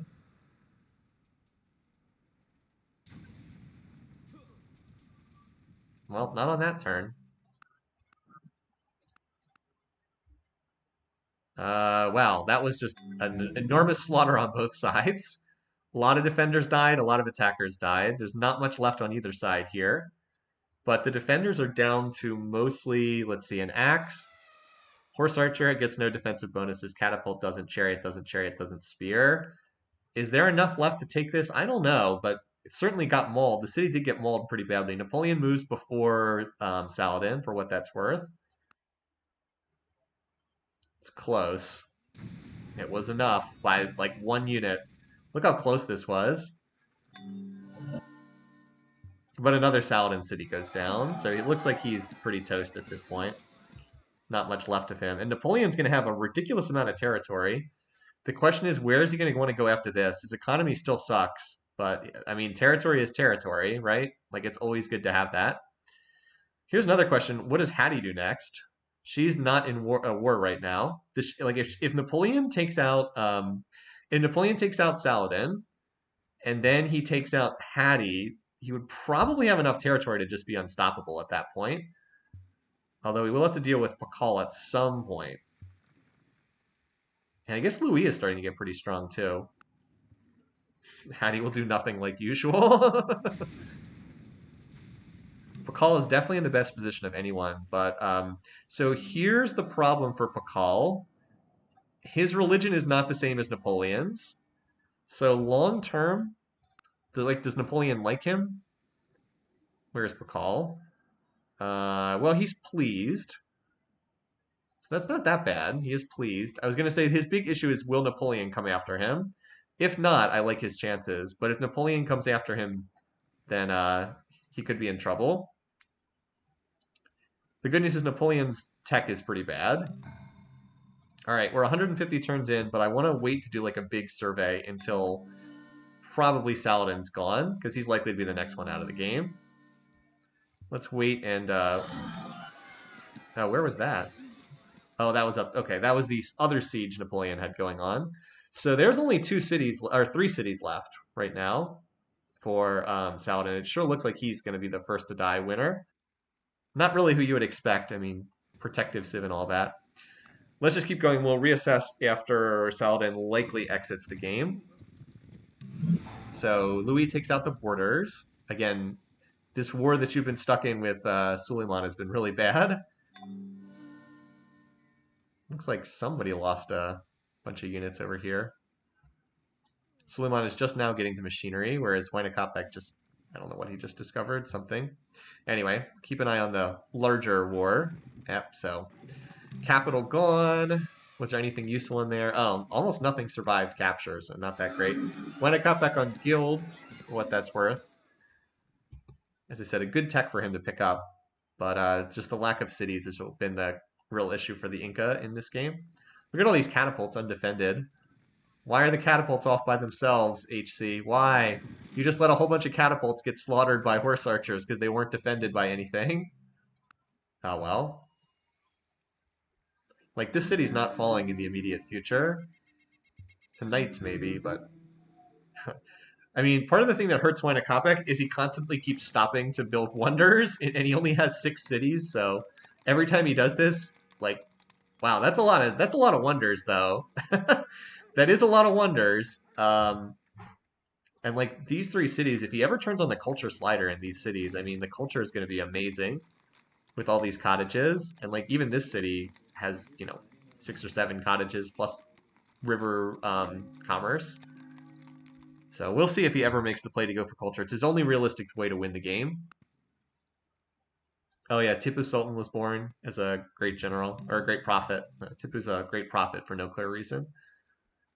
All right, so the march of Louis and Napoleon. Well, French alliance. I just realized that this is the French alliance. I wasn't even thinking about that. Double France marching on what's left of what's left of these. Oh, Pakal finished a shrine for a religion he founded. Don't be shocked if he swaps into this religion, because he did found this one. I think this was the philosophy religion. The AI does have a preference for picking a religion they founded, and no one else is practicing that religion, so that would probably be a diplomatic mistake. The good news is Pakal probably will go free religion in the near future, and that would help him from running a religion that nobody likes. Okay, sure. Sign up orders. Military is still moving up. We'll see who gets the kill credit. The one thing that I like is both of these guys are on my fantasy team, so for me it doesn't matter who gets the kill. I get the point regardless. Who has Suleiman first to die? I guess we can check on that afterwards. Let's see. So Louis moves first, so I think he gets this city, but there is, of course, one more after this. Just checking, is anything going on over here? So once again, Wynakopek's knocked out the defenses here, but I don't think he has enough units to capture this city. It feels like if this city ever falls, it's going to swing the war, but I don't see that happening, not with the units he has right now. Kind of just wasting his time there. Anyway. All right, so Baghdad, as I thought, Louis gets it because he moves first between the two of them. But that does give Napoleon an edge on getting the last city in the kill credit. Napoleon probably deserves it more, although I guess Louis did have a really nicely timed backstab. Also, Napoleon on guilds, kind of scary. Start upgrading into knights. I mean, Napoleon is strong in this game right now. I would love to see Napoleon win because I got him for nothing in the fantasy contest, and that would certainly screw up everybody's prediction contest. Napoleon won Louis II. Let's go. Napoleon won Louis II. Oh, Louis is pretty strong. I want to do a big comparison in a couple turns after everybody's gone. Louis paused to heal his stack, so I think Napoleon gets this last city and the kill credit. 14 cities for Louis. So Louis has a little bit less territory than Napoleon, but like his territory is in a better shape than Napoleon's, if that makes sense. Like Napoleon's territory is kind of a nightmare of a shape. He's gonna have border tension with like everyone. And of course, remember Pakal still just doing his thing. I don't suppose he's plotting war with anyone. Nope, still just hanging out. How about Hattie, the only other one not in a war? Oh, Hattie's plotting war with somebody. Well, she doesn't like Napoleon. She doesn't like Saladin. She doesn't like Wynakopek either. Wynakopek certainly doesn't want to have Hattie pouring in over the border. That would probably cause a collapse for him. So keep an eye on Hattie. She's plotting somebody. It'll be hilarious if she declares on Napoleon right after Saladin gets eliminated, and then she just gets rolled up in an instant. I mean, hilarious not for her, but for us. All right, so Napoleon gets the kill, and we've had our first to die. Not Suleiman, Saladin. First to die, turn 162. All right, so hey, the nine gold I tossed Napoleon's way has already paid off here. All right, let's mark it in the spreadsheet, shall we? All right, so Saladin first to die. I still think if we run this map, when we run this map 20 times for the alternate history, I still think Hattie will die first by far the most often, but it's no guarantee, that's for sure. All right, so Saladin. This is game 2. Turn. What turn is it? 162. Turn 162. The kill goes to Napoleon. So if we hop over to the fantasy contest, it's 2 points for who had Saladin. I searched for this earlier and I missed it. Now I got to do it again because I can't read. Here we go. Kajatlik. So 2 points. That's a nice bid. 15 gold to get the 2 points for first to die. Not bad. And Napoleon picks up a point for the kill. Haha. Got a point. My Frederick and Napoleon bid picks are going well. My Wynakopek not going so well. And in terms of the picking contest, first to die is Saladin, which was not a very popular pick. Let's see how many people had it. 5 out of 255. 5 people out of 250. Okay, well, AI Survivor's unpredictable, you guys. back to the game now. I actually have to run to the restroom real quick. I'll be right back, and then we'll keep going. Be back in 30 seconds.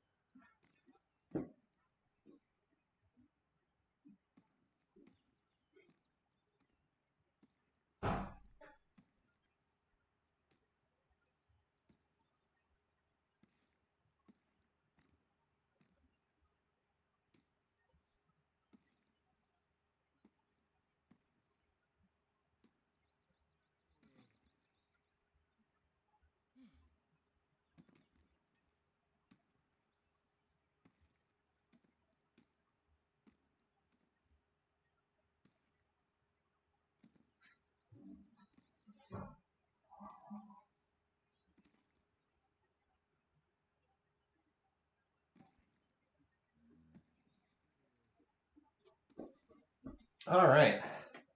And we're back. So one thing I was thinking is, I wonder how different this game would have been if Suleiman had picked up Huayna religion at the start of the game, and if Suleiman had attacked Hatti instead of attacking Inca. What would be such a totally different game if that had happened? All right, but it didn't happen, and the Incan versus Ottoman War has really just ruined the game for both of them. They've been both torn down by this. Is Heidi still plotting? Let's see. Appears that she is, at least for right now. Let's go ahead and compare where the AI stands, because I said I was going to do that after we solved our first to die exited. So in terms of GMP, Wynakopek is still first. Amazingly, he has, I think, 7 cities, and he's still first. But keep in mind, a lot of that is culture. His culture is pretty absurd. As far as production goes, that was a golden age. Pakal and Napoleon are tops here. Louis is surprisingly weak in production, given how many cities he has. Food, Pakal 1, Napoleon 2, Louis 3. And then Suleiman and Wynakopek are basically even. I think part of the reason Wynakopek's not higher is I think he's running a lot of specialists. Power, Napoleon is overwhelmingly tops. Then these two, Pakal and Louis, are even, and then the others are all much lower. And then culture. Oh, there was a culture bomb dropped by Wynakopek at some point. What is this? Oh, this was Hattie losing her holy city and then her getting it back again. Weird. And cultural victory screen, sure. Wynakopek he's definitely the leader in terms of culture. Egypt shows up as second. So if you want to look at his third city is not close. 40 turns to get to 5,000, and then has to do 10 times that, but still very early in the game. If you're curious about where they are let's look at where they are in the tech tree in a little bit, shall we? Napoleon's going gunpowder to unlock his unique unit. Again, the big question is where are they going? Oh, what's this? War with Wynakopek and war with Napoleon? What just happened here? What kind of an interturn was this? So Hattie declares war on Wynakopek, and then Napoleon declares war in turn. Oh my god. Well, we got like one turn before the action broke out. This is still awfully bad for Wynakopek. He's in 2 wars at once. But it does mean Napoleon is probably going to roll over Hattie pretty quickly. She's got a yeah. This cannot hold against this attack here. I wonder if this will be enough to induce Wynakopek to sign peace. He's actually in a little bit of trouble up here at this city as well. But Napoleon is also crossing the border, so this is likely to end with Hattie's demise. But the Incans are not in good shape, to say the least here. I mean, I guess they would likely get this city at the tail end of a war, but still. Wynakopek does have Chichen Itza. Wow, where are all his defenders? What? And then Louis declares on Suleiman. What? Where is all this coming from? So many wars. Everyone's like, the double Frances are like, don't worry, we're coming to the rescue, Wynakopek. We're coming to the rescue, buddy. I just need some time to get over there. Um, but yeah, like this city looks like it might get captured, and then this city looks like it's definitely going to get captured. Declaration of War number 8. I just don't know where all the units are for Wynakopek. He seems to have very few units in his cities. Too many like this stack in particular. Yeah, I mean there's 2 longbows left. This city's doomed. I thought that Wynakopek had turned the corner in this war, but it looks like he just stopped building units or something. Boy, there's a lot of war weariness here. Suleiman has just been such a troll in this game, ruining everybody who picked Wynakopek. All right, but anyway, like this city's going to get captured for sure. That city can't hold out. Wynakopek has to hope that Louis can come up here, capture it, and then gift it back to him or something like that. And then this city doesn't have enough units in it to defend either, not against all those horse archers. So the Inca not looking too good here. So the key thing that the Incas have to do to have any chance to win this game is they have to hold these 3 cities, because these are the 3 potential legendary cities down the road. Wynakopek's been building too many catapults. Like, he's got all these catapults, but they're not actual units that can defend. And he really got blindsided by the Egyptian war declaration. Oh, looks like he signed peace and got the city back. Somehow, amazingly, got peace and got this city back. Why did Suleiman? Oh, I was gonna say why did Suleiman sign peace, but he signed peace because Louis had just jumped into the war. Wow, what a break for Wine Capac to get this city back immediately. That's quite a break to get that city back. Um, Also, if this city gets captured by Louis, it probably goes to the Incans via culture, just due to the fact 24. Yeah, this probably would go to the Incans via culture, just as this city, Alexandria, likely would as well. Meanwhile, in comes Napoleon, marching his doom stacks down here. That is a very large doom stack. Again, as bad as this looks for Wayne Kopech, he is not out of this game to win a cultural victory. It's his only chance, but he has not lost his three core cities. And if he turns on the culture slider, he does have a chance to still win this game down the road. So I think Pakal is the favorite, but as I said, it's not entirely out of the question the Incans could win this. Because Napoleon all right, wow, okay, Memphis just got captured. Because like Napoleon could go for an early rifling while Pakal ignores rifling. We've seen that happen plenty of times before. And if that happens, Napoleon could roll over Pakal. It's a possible. Now, that would probably mean that Napoleon just wins by domination, but that's probably my best chance to score points here. Napoleon first, rolls over Pakal, domination. Louis second, Wynakopek goes to the wildcard game, and then scores points in the wildcard game. We can look at the tech tree in a minute or two. That's a worthwhile thing to look at. I'm just kind of watching these wars that are suddenly breaking out everywhere. Has Louis' army gone? All right, so Louis' army has now made it up to this city, and Pakal just all right. Pakal's going to get the liberalism prize, and he just started a golden age. No, not Eugene of Savoy, but like this city should get run over, and then it'll probably get swallowed up by Incan culture. Louis is really saving Wynakopek's butt. Well, both Louis and Napoleon, both really saving him here. Looks like this city's going to get recaptured because the Egyptian stack got wiped out. And meanwhile, Egypt has a lot of other problems on its hands between Napoleon riding in here. Is Pakal plotting? That's a good question. Yeah, Olayete Tambo was just recaptured. Thebes lost all its cultural defenses. One thing that really helps Huayna Capac here too is he's going to build up mutual military struggle bonuses with Napoleon. So that's going to help him diplomatically with the most dangerous AI on the map. Let's see if Pakal is plotting anything. At the moment, no. He's just doing his thing, sitting in the corner teching, which has worked so far in this game.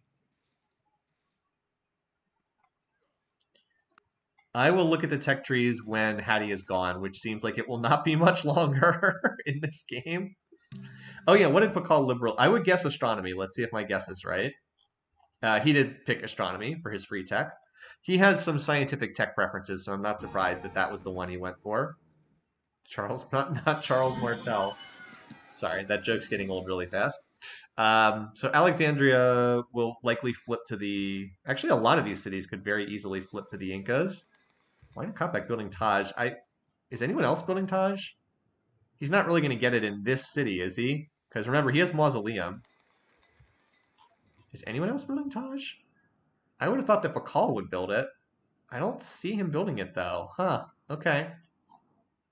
Well, all right then.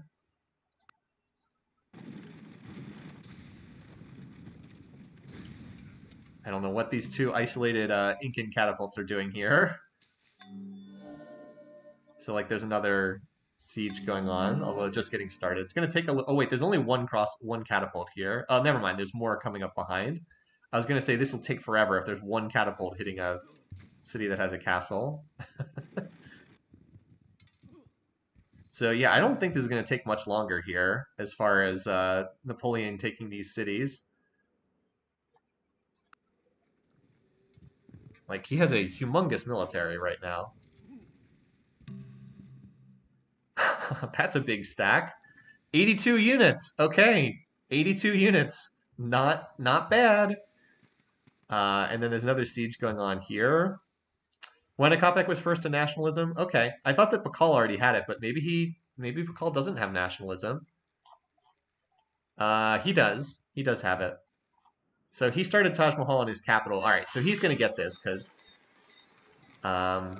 Is he already in a golden age? I think he is in a golden age right now. Hold on, we can check that. What do his water tiles look like? Yeah, Pakal's in a golden age already, so he's going to build Taj and get the double golden age, which should continue accelerating him. He doesn't have Mausoleum, but he's still going to get it. So yet another Egyptian city falls. Napoleon's still getting stronger. Ah, he just dropped out of the golden age. Let's see what the ETA is after the golden age production ends. Okay, still 5 turns away. It's nice when you can be building it in your capital, as opposed to some fishing village like Wina Kopek's doing. Yeah. Looks like Pakal's going to get that, which is pretty meaningful since Wina Kopek has the mausoleum.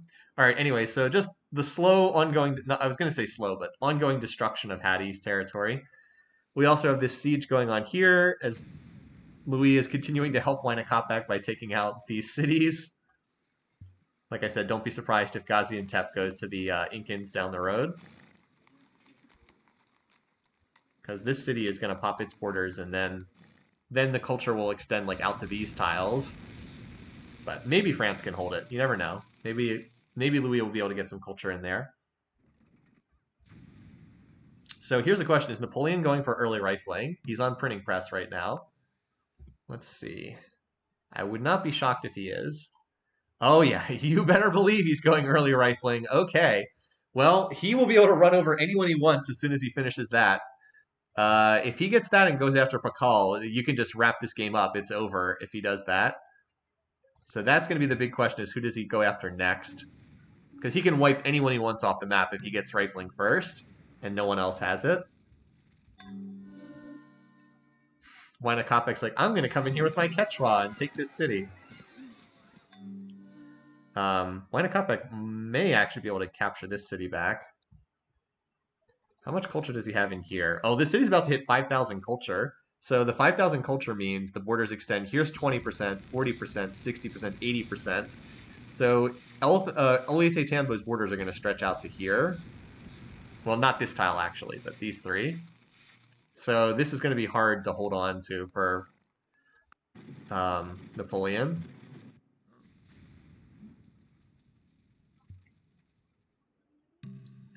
And up here, this city was captured. So it looks like Hadi and Suleiman are both on their way out of the game. There's the Taj Mahal finishing for Pakal, who has played a completely peaceful game.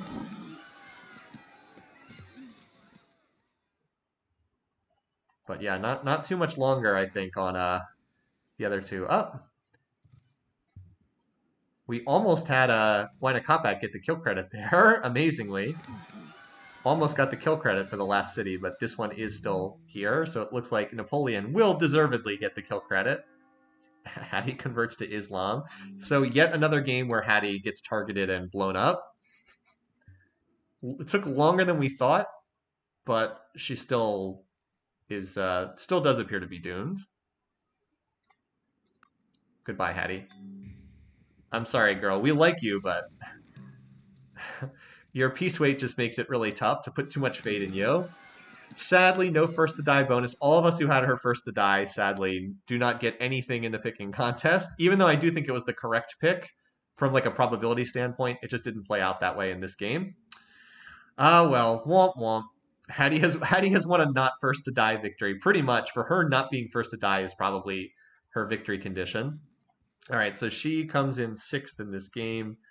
Yet another season where I believe she still has not scored any points in AI Survivor history. I don't think she's ever gotten a top 2 finish or gotten a kill. So she's out on turn 185. Game 2, turn 185. And Napoleon, another kill, another fantasy point. Yes! My random bid on Napoleon is paying off in the fantasy contest. 0 points from Wina Kopek, but 2 from Napoleon and 6 from Frederick. I'll take it. Oh, this game is weird sometimes. This is a strange game sometimes. Oh, well. It is what it is. Let's see. Liz had a question for me. Green. Liz asked, if I preferred red grapes or green grapes. I prefer the green ones, but I'll ask that to the chat. Red grapes or green grapes? I wish I knew how to set up a poll. I know there's a way you can do that to do an immediate flash poll, but I don't know how to do that in the chat. Red grapes or green grapes? Oh, opinion's pretty divided here. It's actually pretty divided. All right. Yes, so we were going to look at, so Napoleon's going for rifling. We wanted to see everybody's tech choices. So it's pretty even. I'd say it's pretty even in the chat between red and green on the grapes. I like the green ones more. All right, though, let's look. So here's our tech tree. First, Huayna Capac. For all that he doesn't have much territory, he is still one of the leaders in tech. It's just amazing how good he is at researching. So he's researching democracy. He has gone all the way to corporation, obsoleting his great lighthouse in the process, and does not have rifling, does not have gunpowder, in fact, either. All right, next up, Pakal. I would say Pakal is roughly comparable, maybe like slightly ahead because he does have astronomy, so he's going to have the earlier observatories. I would expect him to accelerate a bit past Huayna Capac because he's got the double golden ages and the early observatories. So I'd say that these two are pretty even right now, but I would expect Pakal to pull ahead. All right, Louis is a good bit behind these two. I think he's still trying to overcome that rough early game as far as his setup. So he's researching for military tradition, but he also randomly has astronomy for some reason. But he's definitely a little bit behind. How about Napoleon? So he still doesn't have philosophy, but he's certainly gone. He's gone for all the military texts. He's also in the Renaissance. Oh, he also has astronomy too. What the heck? How does everyone have astronomy in this game? Well, anyway, he's gone for the military text. He's going to have early rifling. Pakal is a replaceable parts, but don't be surprised if Pakal skips rifling for a while. And then Suleiman is Suleiman's definitely behind. He's going for a gunpowder, but he doesn't have anything in the Renaissance. And then in terms of their actual beaker count, Huayna Capac is able to afford 100% research, 600 beakers per turn. Oh boy. Well, Pakal's in a golden age, but he's double Huayna Capac. Again, we'll have to reassess when he gets out of the golden age. Louis 370, Napoleon 770. Okay, so Napoleon is actually producing more beakers than Huayna Capac right now, just because he has so much more territory. Although he is running a deficit right now. And Suleiman is like dying. Oh, because observe. Okay, that makes sense because the French unique building's there. That makes total sense why he would prioritize that tech. The AI prioritizes techs that unlock like their unique unit and their unique buildings. So here's the other question: is how many of these cities does Huayna Capac get in the aftermath of this war due to dumb luck? Because like he's already picked up Pyramses, that's already been gifted over to him. He did not capture this city. Elephantine, I would expect also. And then the question is, does he get this city from Louis? Again, looks like there's enough French culture that maybe this city can hold. It's only 9% Incan to 6% French. But this city is going to pop borders soon. We'll see. Maybe this city flips to him, but he's already gotten this city, Pyramses. He conquered Alexandria on his own, and then this city will probably flip. So that did almost double Incan territory, although the Incans are so much smaller than the big dogs. It's, again, the only real hope is to go for culture, and we'll see if he ever does that. All right, is Napoleon already plotting war again? At the moment, no. Let's look at how he feels about the other AI. So he's friendly with Huayna Capac. So, whew, if you're a Huayna Capac fan, won't declare war at friendly. The one he likes the least is Pakal, but he's still pleased with Pakal for right now. If that ever drops below pleased, I mean, Napoleon can declare war at pleased, but yeah.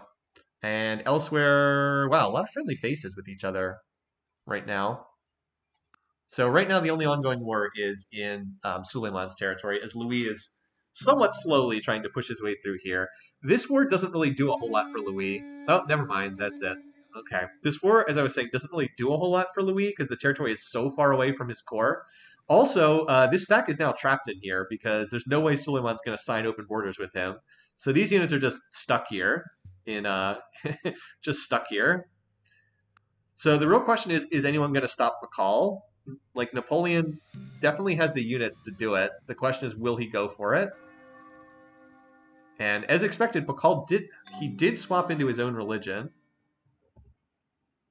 Doesn't really change the diplomacy too much between these guys. A lot of pleased faces here. Interesting. A lot of pleased faces.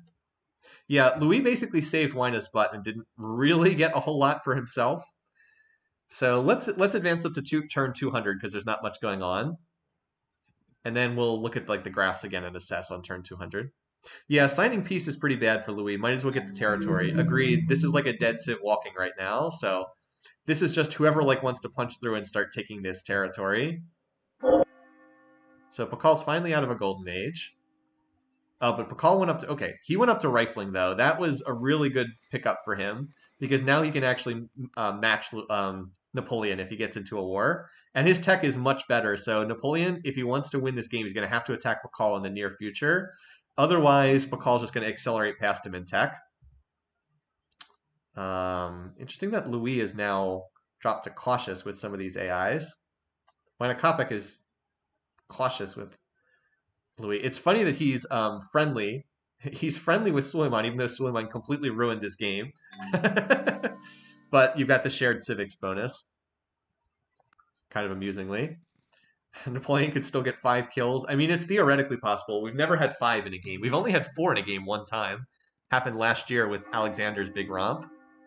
So Wynakopek triggers a golden age. He did get Elephantine gifted over to him. He has not gotten Gaziantep gifted over to him. So that's probably not going to happen at this point. Yeah. Incan culture is just equal with French culture. So this city looks like it will be held by Louis.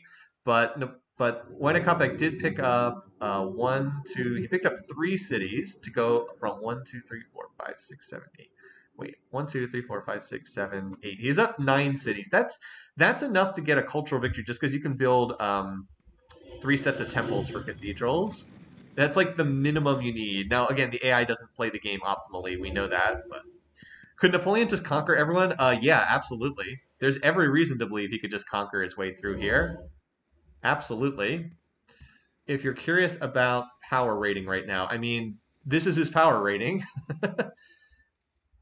The problem for Napoleon is economy is not great, so time is not really on his side.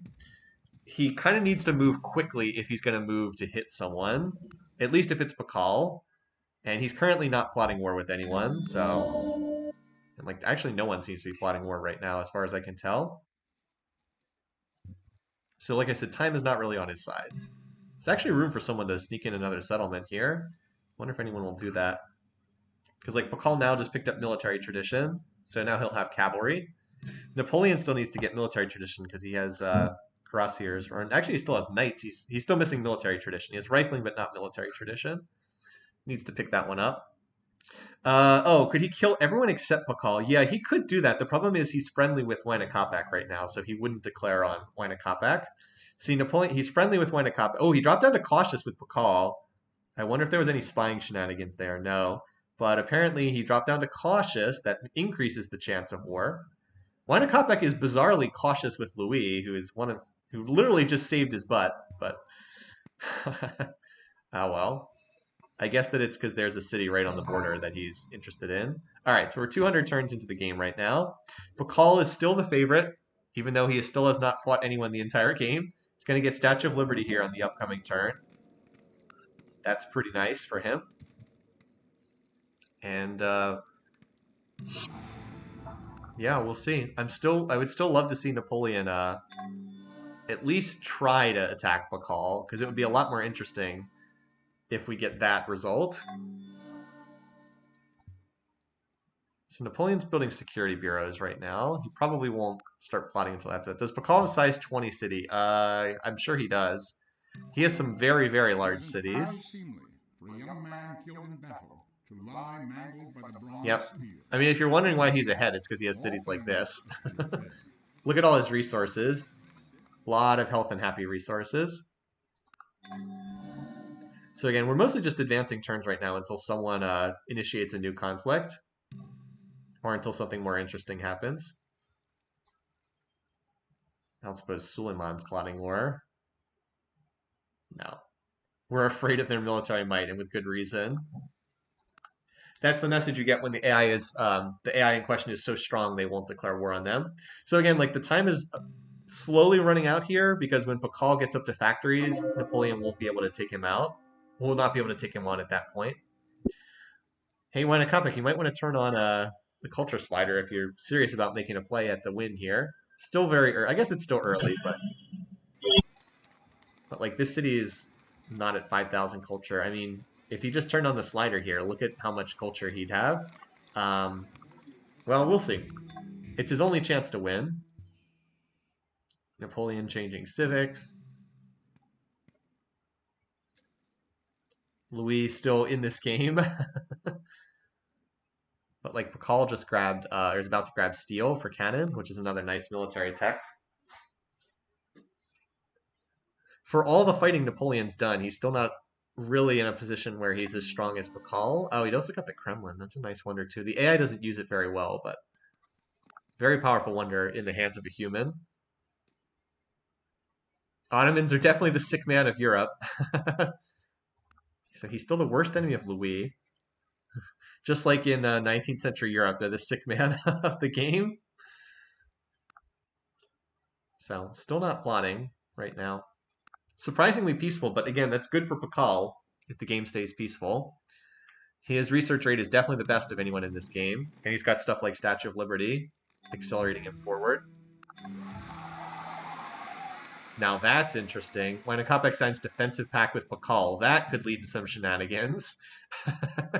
So now if someone declares war on Wina Kopek, Pakal would be pulled in, and vice versa.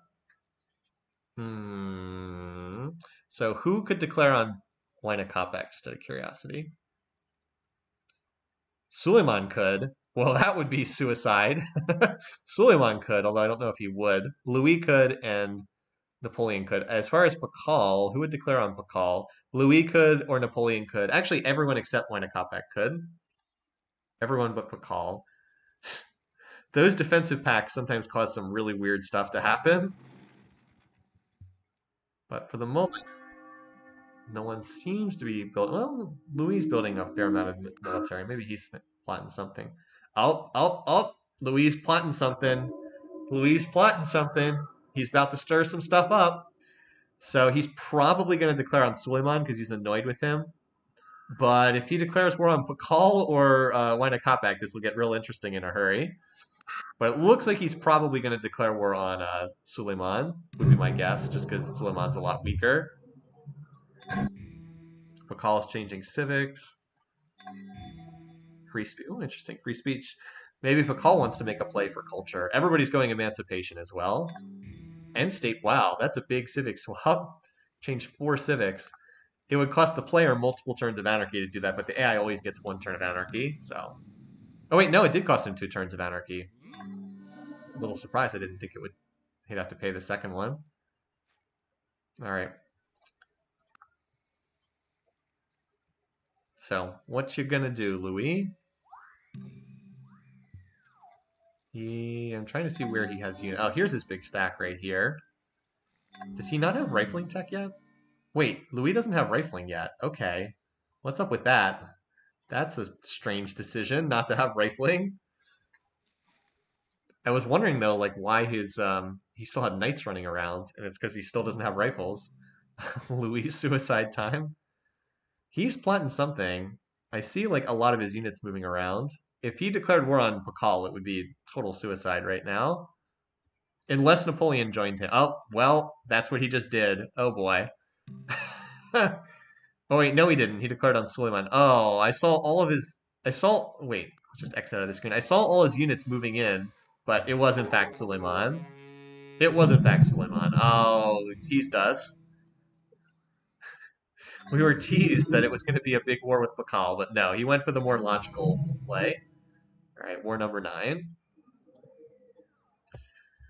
Alright, let's see if this has shifted diplomacy at all. So Wina Kopek kind of likes everybody right now. He wouldn't ever declare on these two. He could declare on these two, but seems unlikely. Pakal has slipped down to cautious with everyone except Wina Kopek, so he might be plotting something. Napoleon is cautious with Pakal. Louis is in a war and Suleiman's in a war, so they wouldn't start a new one. The Pakal-Napoleon dynamic is really interesting. Oh, well, we're gonna get to see some more fireworks, you guys. I don't know how that's gonna turn out, but we're not gonna have a boring end to this game. So Pakal is not plotting war, but Napoleon is. Who's he gonna go after? Who does he want to go after? I mean, again, Pakal is the most likely target, not guaranteed. Remember, there is still a defensive pact between Wynakopek and Pakal. So Wynakopek would be forced to declare war on Napoleon, which I am very sure he does not want, but that would have to happen. If Napoleon goes after Pakal, Wynakopek would get pulled into the war. Clash of the Titans. I think we're going to see it. I think that's who Napoleon's going after, because he's plotting war. And Pakal has not gotten to assembly line yet. So Louis belatedly researching rifling tech now.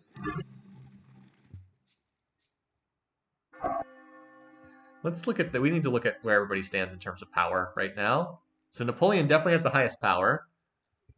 How about in terms of production too? Production. Pakal was higher. Louis just ended a golden age. I don't know what Pakal's bizarrely spiking setup is. He's not in another golden age, is he? No, he's not in a golden age right now. France versus Mesoamerica? Yeah, seriously? France versus Mesoamerica. I'm just watching to see if like a horde of French units are going to come racing over the border here. As far as Louis' war with the Ottomans, not much is happening because Louis just hit rifling and he's upgrading his units right now. Oh yeah, we should reveal the map just to make sure we don't miss any city captures. So hopefully we're going to get an entertaining ending to this game. Pakal has literally never been involved in any fighting the entire game. But Napoleon is building military in every city right now, so he's definitely getting ready to hit someone somewhere, which I suspect will be Pakal. All right, he's going to hit Pakal because his military is in this city, and he's going to move it to attack right here, probably, on one of these tiles. That would be my guess. I could be wrong, but I think that's what we're going to see. Here's another question. When does that defensive pact expire? Because Wynakopek would sure love it if that defensive pact expired before this war starts. And meanwhile, this sideshow is still whatever. I'm just waiting to see what's going to happen here. I suspect this is where, if the war breaks out, I suspect it's going to be here. Oh, Napoleon just canceled a bunch of military builds. Did he back off? Nope, still has we have enough on our hands right now. But Pakal's going to assembly line. He may have just accelerated too far ahead in tech. Rifles and calves do not do great against infantry. Certainly if Pakal gets time to build all the factories, it's not likely to go well for Napoleon. Meanwhile, this war has still not had a whole lot going on. All right, this stack has finally moved up towards Istanbul. Continuing to check to see, because these defensive packs last for, I think it's either 20 or 30 turns, but they do run out over time and then have to be renewed. I guess we'll watch this until fighting actually starts, until Napoleon decides what he wants to do. Yeah, Pakal's getting infantry. As I said, it might be too late already, because Pakal's going to have potential factories up in his territory. And that makes a big difference. It's not just the infantry, it's all the extra production from factories. But Napoleon's certainly going to have a big army. By the way, Wynakopek is following right there on assembly line. Oh, Istanbul goes down. If Pakal gets in too destructive of a war, Wynakopek to win by spaceship, his tech is still pretty darn good, but he would need not to get pulled. He would need not to get pulled into a war with Napoleon. If that happens, he's doomed. So Ottoman's still dying. Defensive packs don't expire unless one of them attacks. Oh, is that true? They don't expire. I thought they ran out over time. I could be wrong. Well, there it is. Napoleon has declared war on Pakal. Wynakopek has declared war on Napoleon. Not what Wynakopek wanted, where the diplomacy really has not worked in his favor in this game. The only good news for him is I think that Napoleon is more focused on Pakal. I guess we'll see. All right, where's the big doom stack for Napoleon? Here it is, right here. So this is what these 94 units here. Let's keep an eye on where this goes. This is the big stack. The good news for Wynakopek is this is not a war that Napoleon was not planning on targeting him. So, oh wait, where did that force go? It was right there before. Not sure where that stack went. Meanwhile, Suleiman is still dying over there to Louis. Still in the process of dying. And over here, yeah, well, the good news for Wynakopek is he's going to have factories and infantry to defend. But if he takes the full brunt of France's force, he's not going to hold out for long. All right, yeah, I'm still trying to figure out where the big French stack went. It was over here, but it moved, and I'm not sure where. Oh, here it is. Here it is. It's on this tile here, right here. I wonder where he's sending this. This is the one we've got to watch. Napoleon does not have a railroad yet, so he can only move this stack like 3 tiles per turn.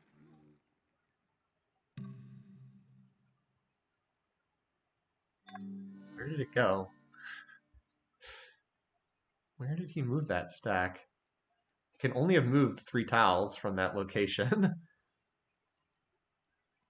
Here it is. Oh, maybe he is turning around and heading for Wynakopek. There's 79 units in that stack. Louis come back? Maybe. Louis' tech is pretty lousy, though. He doesn't even have education yet. But if he stays out of a war that everyone else is in, I mean, that would be good news for him. Like, this attack does not seem like it's going to proceed very far against Elephantine. City on a hill with infantry defenders. I mean, you can brute force it, but it's going to take quite a few units to pull that off. I don't know, man. Napoleon getting caught in the two-front war is really not what he wanted at all. Here it is. Here's the stack. Or wait, no, that's only 21 units. I don't think this is going the way Napoleon wanted it to. Don't think this is quite having the effect he wanted, because he is in a two-front war. Even though Wynakopek is not that strong, it's just not great to be in a situation where you're getting hit from both sides. Meanwhile, the Ottomans are still slowly dying over here. I've been trying to figure out where Napoleon's units are going. Like, I just don't see any big French stacks moving into Pakal's territory, so I don't know what they're trying to do right now. I don't know. We'll see it sooner or later. Yeah, power grabs a few turns into the war, of course. Oh, so apparently it's not going well for Napoleon. He's taking it on the chin thus far. Apparently not going very well thus far. Yikes. By the way, here's one other thing I hadn't really considered, but Wynakopek not that far behind Louis in score. Not that far behind Louis in score. Interesting. Is there a Pakal 1, Wynakopek 2 possibility, especially if he takes some territory off Napoleon here? Maybe. Oh, so, I mean, there's a 23 unit stack here, but I don't know. Napoleon not having factories is kind of a problem here. Here comes what's left of these poor Ottomans. Napoleon being behind in tech is kind of an issue here, because I just don't see where his military is. And Pakal seems to be now mass building infantry in response. I think he would have had much better chance if he was just fighting Pakal, but the AI pathfinding seems to be struggling with the two-front war. Like, it seems to be confused about that.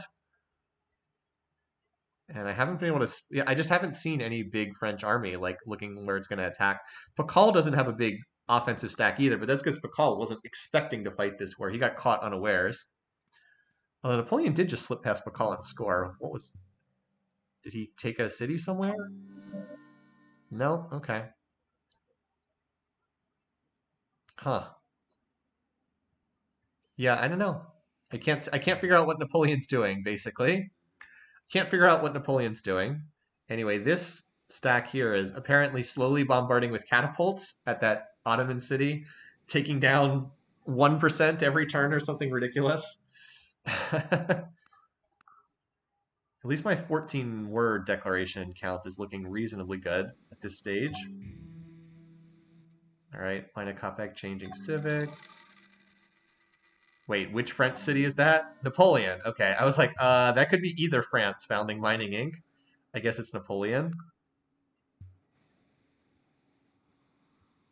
All right, here comes Pakal now, sending units into Napoleon's territory for the first time.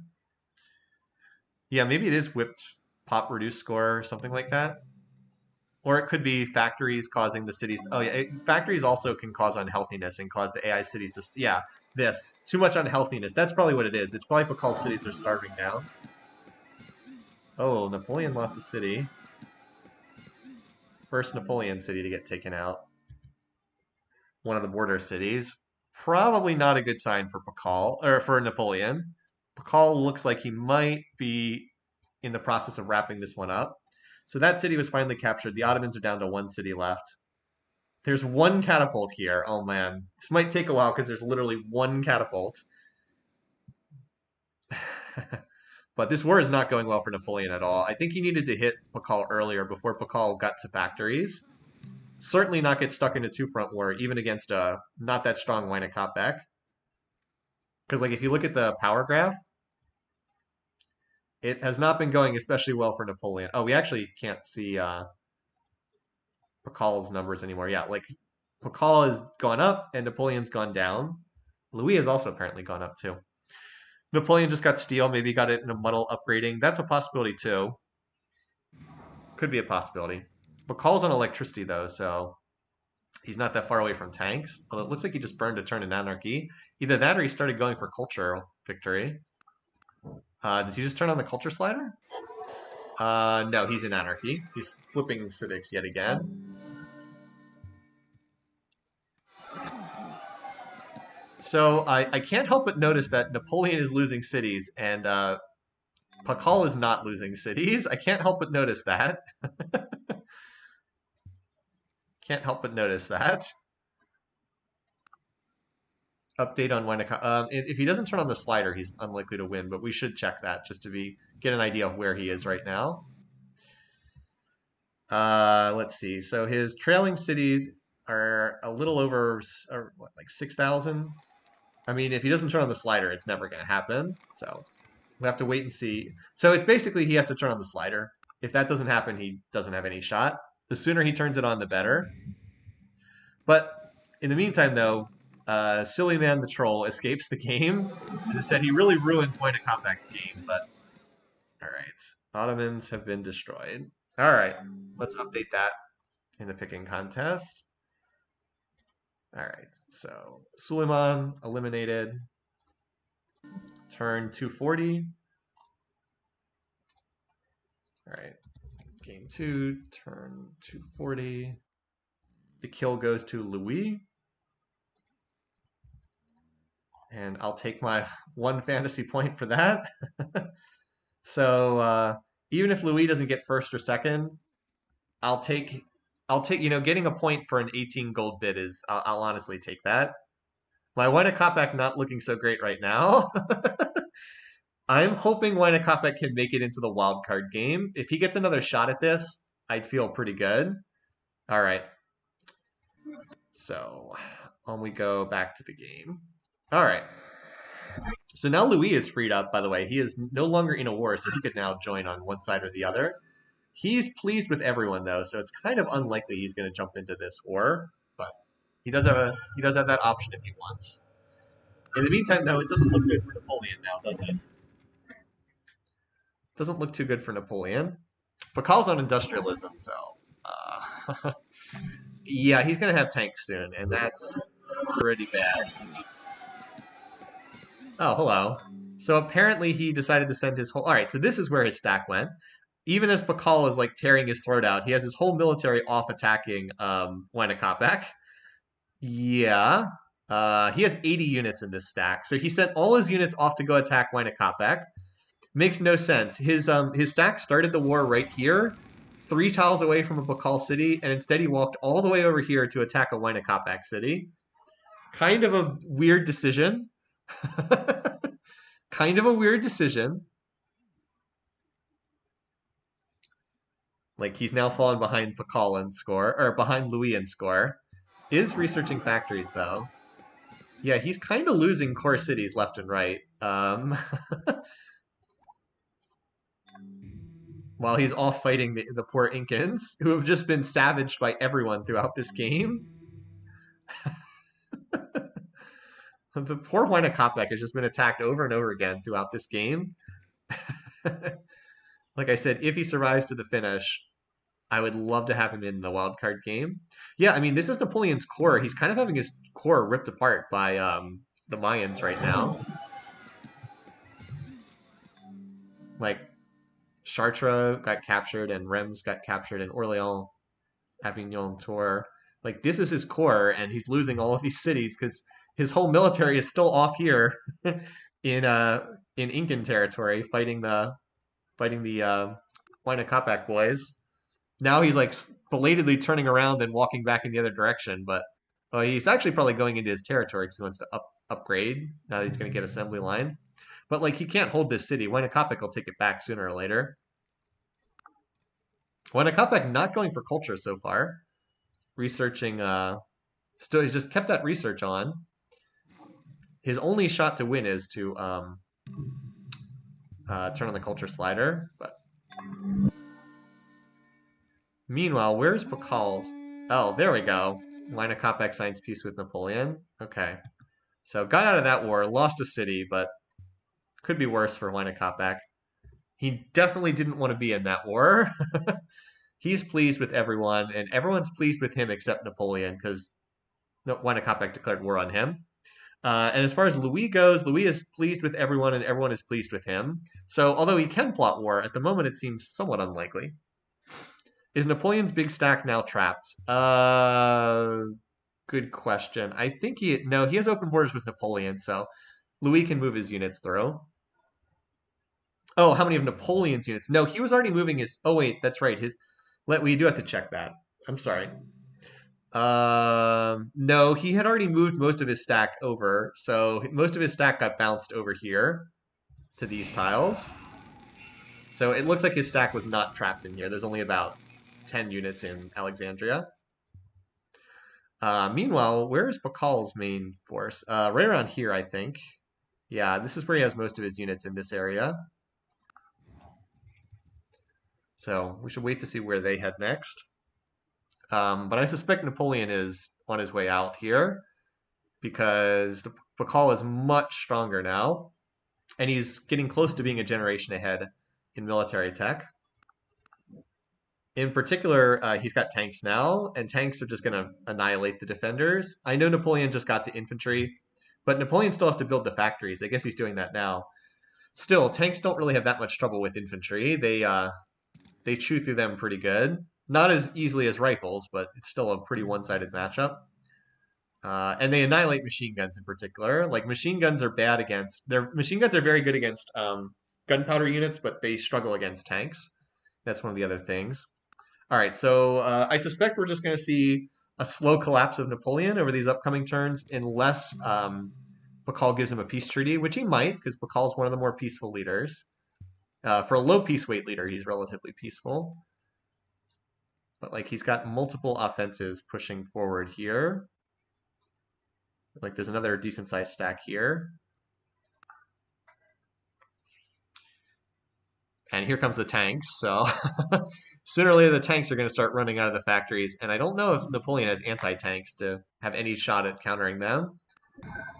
All right, we're 250 turns into the game now.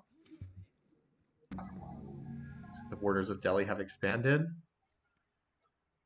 Let's see what we got. Oh, we need to use the AI's graphs. All right, so Huayna Capac, GMP, Pakal's first.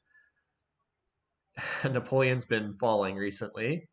Production, Pakal's got a pretty big edge. Huayna Capac is actually higher than Louis in production. That's crazy. Food, Napoleon has fallen considerably. Power, yep, you can see the long-term trend. Napoleon's power is falling. Louis is actually first in power right now. That's interesting. Culture, as far as the cultural victory, Pakal has now slipped ahead of Huayna Capac in the cultural victory competition. But really, neither one of them is going to get to. Neither one's going to win by culture unless they turn on the slider. So it's just whether they bother to turn that on. Did Pakal build the Eiffel Tower? Good question. I would suspect he did because he's built like all of the recent wonders. Well, he hasn't built it yet. Not yet. But don't be surprised if he is building it. I don't know. Does not appear to have been built yet. No radio. Okay, I guess. Oh, he's researching radio now, so he doesn't have the tech yet. But no one else has that tech either. All right, yeah. So much request spam. By the way, there's our emote for Twitch chat right there. I was curious if Napoleon was, or not Napoleon. Wow, I was gonna say that's a lot of cities on the Louis city list. Oh, what's this? What's this? Let's go, baby. Let's go. We have enough on our hands right now. All right, Louis going to war with somebody, and he's pleased with everyone, so we don't know who it is. We don't know. Oh, if he goes to war with Pakal, that will be so interesting. He'll get annihilated if he does, but yeah, wow. Who does he want to go to war with? Wow. It could be Wijnkoopek. Again, I hope it's not. I want Wijnkoopek to make it to the wildcard game and get another shot, but we'll see.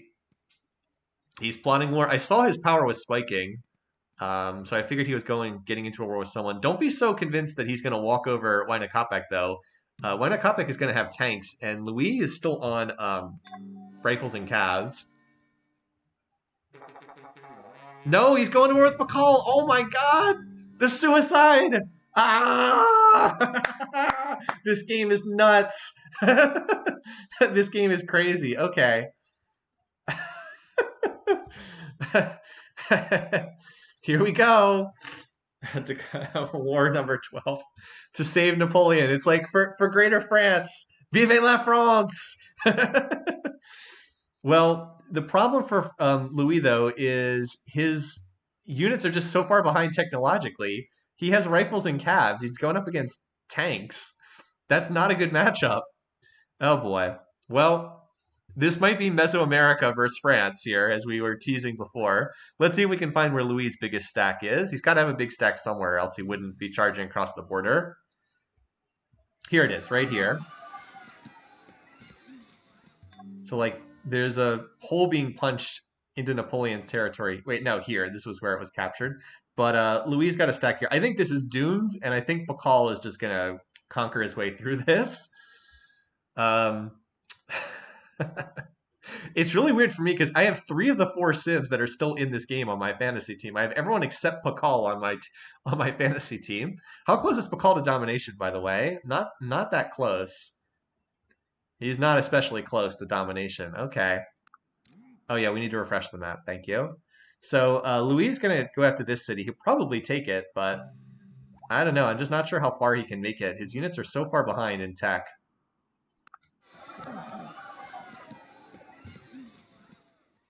Where was Goth? Oh, what the? It's okay. Randomly captured a city at sea. All right. Oh, by the way, Pakal's we're gonna have the United Nations in here soon too, which is gonna be could do more crazy stuff.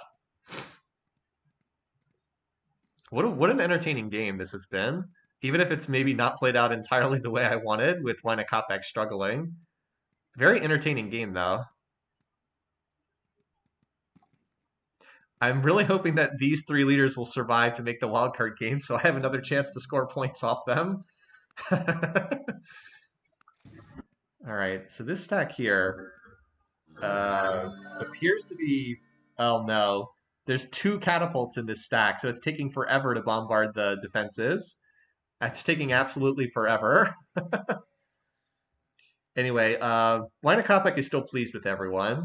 I guess we should look to see if he's plotting war with anyone. Not at the moment. Not at the moment. All right, so that is probably the best thing that can happen for Wijnkoopek is just to stay out of this latest round of wars, try to catch back up again. So Pakal 2, Gandhi 2 then works for you. Well, this offensive is starting to push back. Oh, maybe the French tag team actually is, maybe they're having more success than I thought. Let's look at that power graph and see what's going on here. I mean, Louis does have a lot of power, and they have been able to take some cities back. Let's go, France. Let's go, Team France. Pakal not in any of my predictions or fantasy team. Maybe the 2 of them together can tag team this. I don't know. It feels like Pakal's actually not in first in score right now. Let's go, France. Wijnkoopek researching plastics. For some reason the AI often turns on science when they start researching. Turns on culture when they start researching plastics. I have no idea why. That often seems to be the case. This dude needs to get more siege. He has 50 calves and 18 rifles. Louis has liberated Reims, which is passed under French control. Okay. And Napoleon's kind of getting his cities back here. or at least gotten some. He got Dijon back and Reims, and like this city's kind of isolated too. If Napoleon could actually, or Louis could actually get some siege units in his stack, maybe he'd free up this big. Oh, there it goes. He just attacked this turn, just killed most of the defenders, or some of them anyway, because there's only 2 units left, or 3 units left in this city. Something attacked it at least. Oh, there's a cannon here now. Pakal has completed Sid Sushi. All right, Pakal has now slipped back into first place on score again. Close game here. Really, really wild, entertaining game. Oh, Napoleon's going to take this city back too. Is this French offensive actually going to work? Like, is this really going to turn the tide here? Because that's another city taken back for France. Vive la France! Go Team France. And like this city will get captured whenever he bothers to finish getting the defenses down here. I mean, I think it will. Well, never mind. There's a whole bunch of artillery in here. Slowly bombarding with 2 catapults here. But like this has given Pakal time to reinforce. Still, because Pakal's had to divert units to fight Louis, it means Napoleon's kind of running wild now with his own units. I wonder if this city will be targeted. It looks like there's a bunch of units trapped up here. And meanwhile, Wynakopak's like, hey, I'm still in this game. Don't forget about me. He's, again, still has not turned on the culture slider, so I can't see culture victory happening.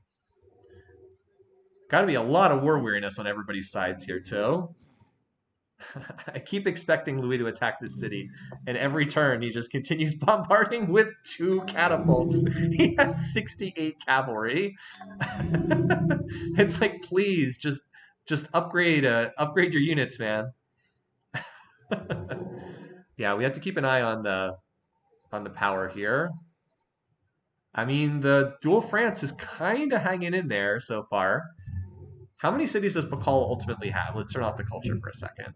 All right, not count. Let's ignore this one because it's culture crushed. 1, 2, 3, 4, 5, 6, 7, 8, 9, 10, 11, 12, 13, 14, 15. I mean, he has 15 cities, and then Louis has 1, 2, 3, 4, 5, 6, 7, 8, 9, 10, 11, 12, 13, 14, 15, 16, 17, 18, 19, 20, 21, 22, 23, 24, and Napoleon has 1, 2, 3, 4, 5, 6, 7, 8, 9, 10, 11, 12. Yeah, I mean, together combined, even though they're a little bit behind technologically, they do have an awful lot of cities. Like, that's a lot of production queues just to build units in. It feels like that is somewhat equalizes the situation between the two of them. And Louis is finally going to. Oh, but Napoleon just signed peace. Well, that is not good for Louis. Kind of needed the two of them working together. Well, Louis, you were looking good with help, but I don't know if you're going to do that well on your own. He has slowed down Pakal a fair bit, but I don't know. Probably needs Napoleon to heal up here a bit and then look to come back for another round. Also, here's another big thing. Pakal had a ton of war weariness with Napoleon, which went away because they signed peace. So, yeah. I mean, don't be surprised when Napoleon goes back to war with Pakal because he is annoyed. Although he actually really dislikes Wynakopek because of that earlier war. Although, again, I'm not sure Wynakopek is like easy meat at this point. Although he is just researching tech right now, not building units. Well, anyway, at least we get to see this war continue. But I would expect Pakal to start turning the tide of battle a good bit here. He should finish United Nations soon too, I would think. Right now, Napoleon's not the right now. The only war is between Louis and Pakal. They're the only two fighting right now. Louis still does not have assembly line, whereas Pakal is researching satellites. So Pakal, I think, would have to be the favorite right now. It looked for a minute there like Team France was making progress, but then Napoleon pieced out. And Napoleon, at the moment, does not seem to be eager to jump back into war. Let's just check to see if, yeah, he's not plotting war right now. And Wynakopek is afraid of their military might with good reason. Wynakopek's like, I'm staying out of this, you guys. Belatedly building a very late Moai statues here. Has not run the culture slider at all in this game. Has still been pushing tech. So this, let's see. Yeah, so this city taken back, and I would not be surprised if this starts going badly for old Louis, who is still mostly fighting with rifles, as Pakal is getting closer to the last generation of modern military tech. Because he's had tanks for a while, he can't be that far off from mechs and modern armor and mobile artillery. Let's just see where they are in the tech tree, because I'm curious now. So Pakal, he still has a ways to go for the spaceship. Satellite advanced. Oh, that will be nice to unlock gunships. That's a nice military unit. Then he's got a good bit of the modern age to go, but like he doesn't. What does he have? Maybe about a dozen techs remaining to launch the spaceship. Yeah, he would need computers and robotics for next right now. Wayne Kopek, I believe, is actually second in tech, amazingly.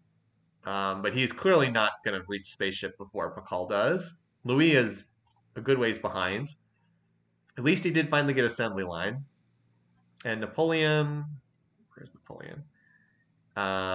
Needs to get. I guess Napoleon and Louis are roughly similar. Napoleon's a little bit ahead.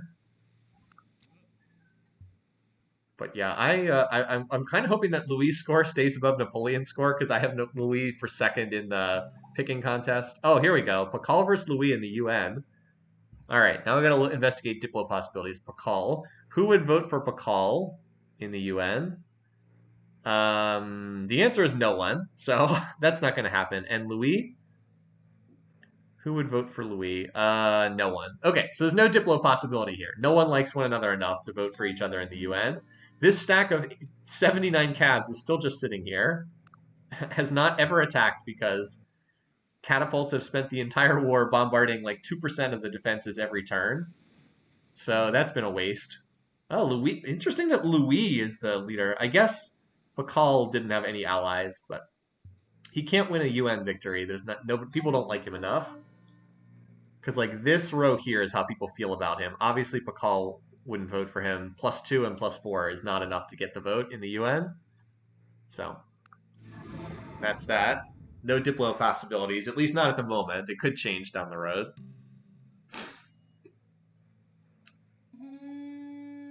All right, so Pakal did sign peace. Ultimately, that was a whole lot of hubbub about nothing.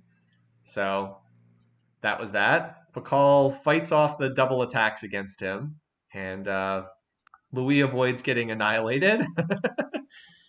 Kind of a waste of time from Louis, wasn't it? He didn't really achieve much, did he? All right, so now Pakal will just continue racing forward with the spaceship, and we wait to see if anybody starts another war. Did screw one a Kopek out of the city. Yeah, this size 1 city. Wow, this is a long inner turn. Defensive pact. So since we're in a peace interval here, let's look at who can declare war. So Napoleon could declare war on anyone, but much more likely to attack Inca or Maya. Louis cannot declare war on Napoleon. They're friendly. Pakal cannot declare war on Wynakopek. Wynakopek's pleased with everyone, so I don't think he'll start stuff. It is very likely that Pakal will go back to war with Louis because he's -8 right now. That's a lot of unhappiness between the two of them as Pakal keeps building more wonders. I think Pakal's probably got this. I don't really see a realistic way that anyone stops him from winning at this point. So the drama in the game now is more about what's going to happen with the other places. I don't really see. I don't think like Wynakopek could win a culture victory at this point before Pakal can launch for space.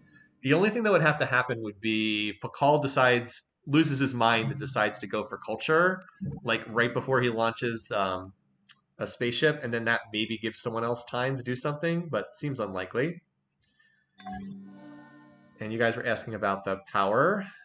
Pakal's power has regrown, but these three are all relatively close. It's Wynakopek who's the weak one on power because he's choosing to build research instead of build units. That's fine as long as he doesn't get attacked, but if he gets attacked, then he's probably out of the game. So for his sake, I'm hoping he doesn't get attacked. I would honestly be pretty happy with Pakal wins by spaceship because I think the finishing date's going to be relatively close to what I've picked. Louis second, Napoleon and Wynakopek go to the wildcard game, so I have a chance to get more points. That's kind of what I'm rooting for right now. I also have spaceship as the victory condition. So, all right, so we have a universal free speech. Just kind of hoping Napoleon doesn't declare war on Wynakopek and wipe him off the face of the earth. Yeah, Napoleon doesn't care that much about different religion. Let's just see if he's plotting anything right now. All right, he's plotting again. That's our boy Napoleon. So it depends on who he's going after. It's suicide if he goes after Pakal. It's more likely he goes after Wynakopek, but he's going back into the breach yet again. I'm sure the sad thing for Wynakopek is he was literally friendly with. Oh wait, no, now he does have his military in here. Look at all these units stuck in Alexandria. Poor Wynakopek was literally on friendly terms with Napoleon, and then he got forced into this war that he never wanted to fight due to a defensive pact. But, I mean, I guess that's his fault for signing the defensive pact. It would be amusing if Pakal now signed a defensive pact with Wynakopek, and we had the reverse situation. By the way, how many wars have we had in this game? 12? Okay. I have 14. I'm reasonably happy with that number because I don't think we're going to see too many more wars in this game. Well, there it is. He did, in fact, declare war on Wynakopek.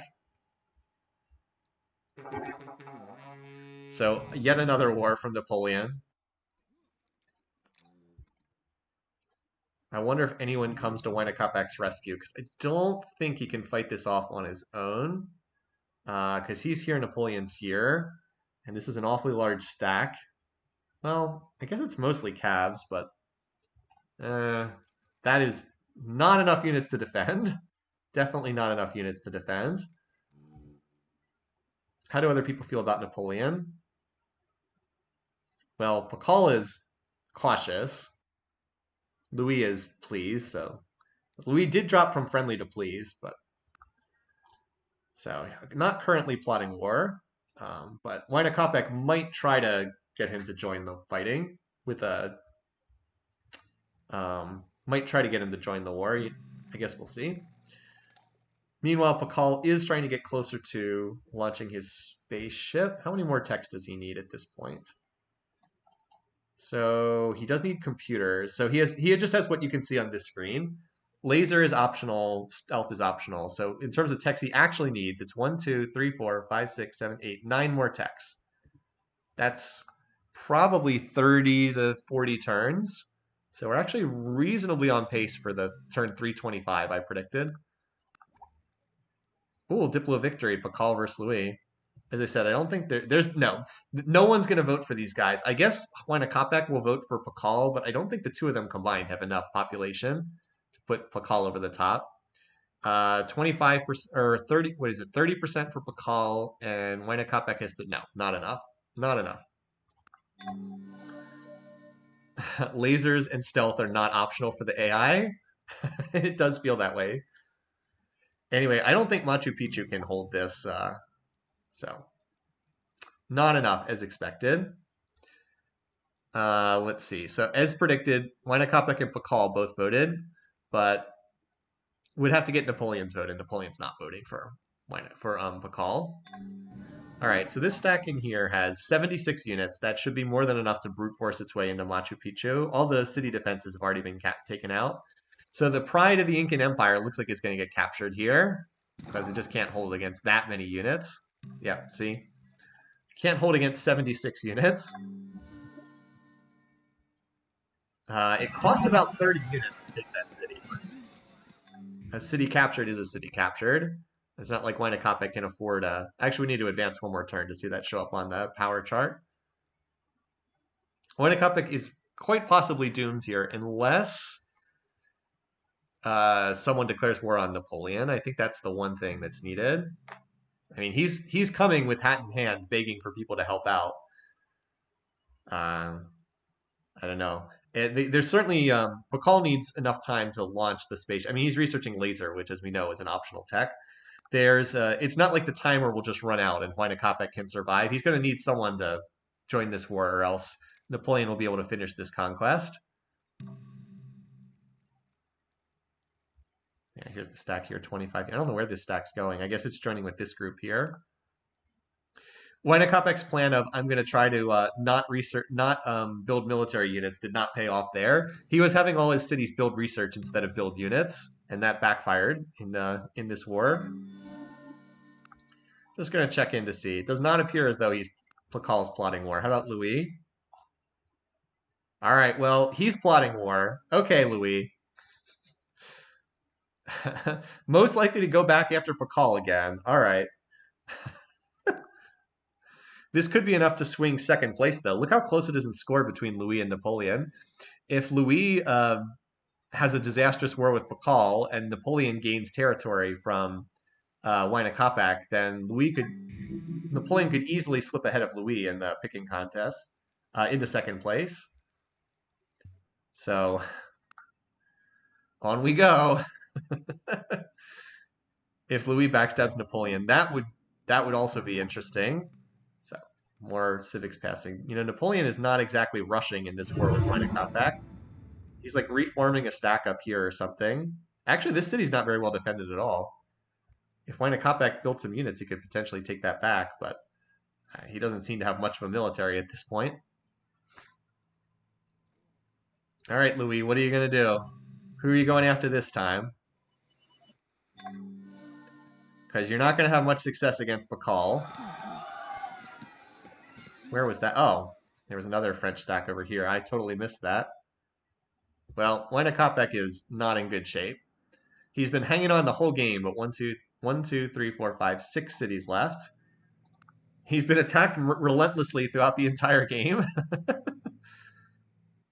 So he's trying to hang on, but I don't think he can do it on his own. I think he loses to Napoleon. Yeah, see, Napoleon's passed Louis in score at this point. Oh, it is the backstab! It is the backstab! Ah!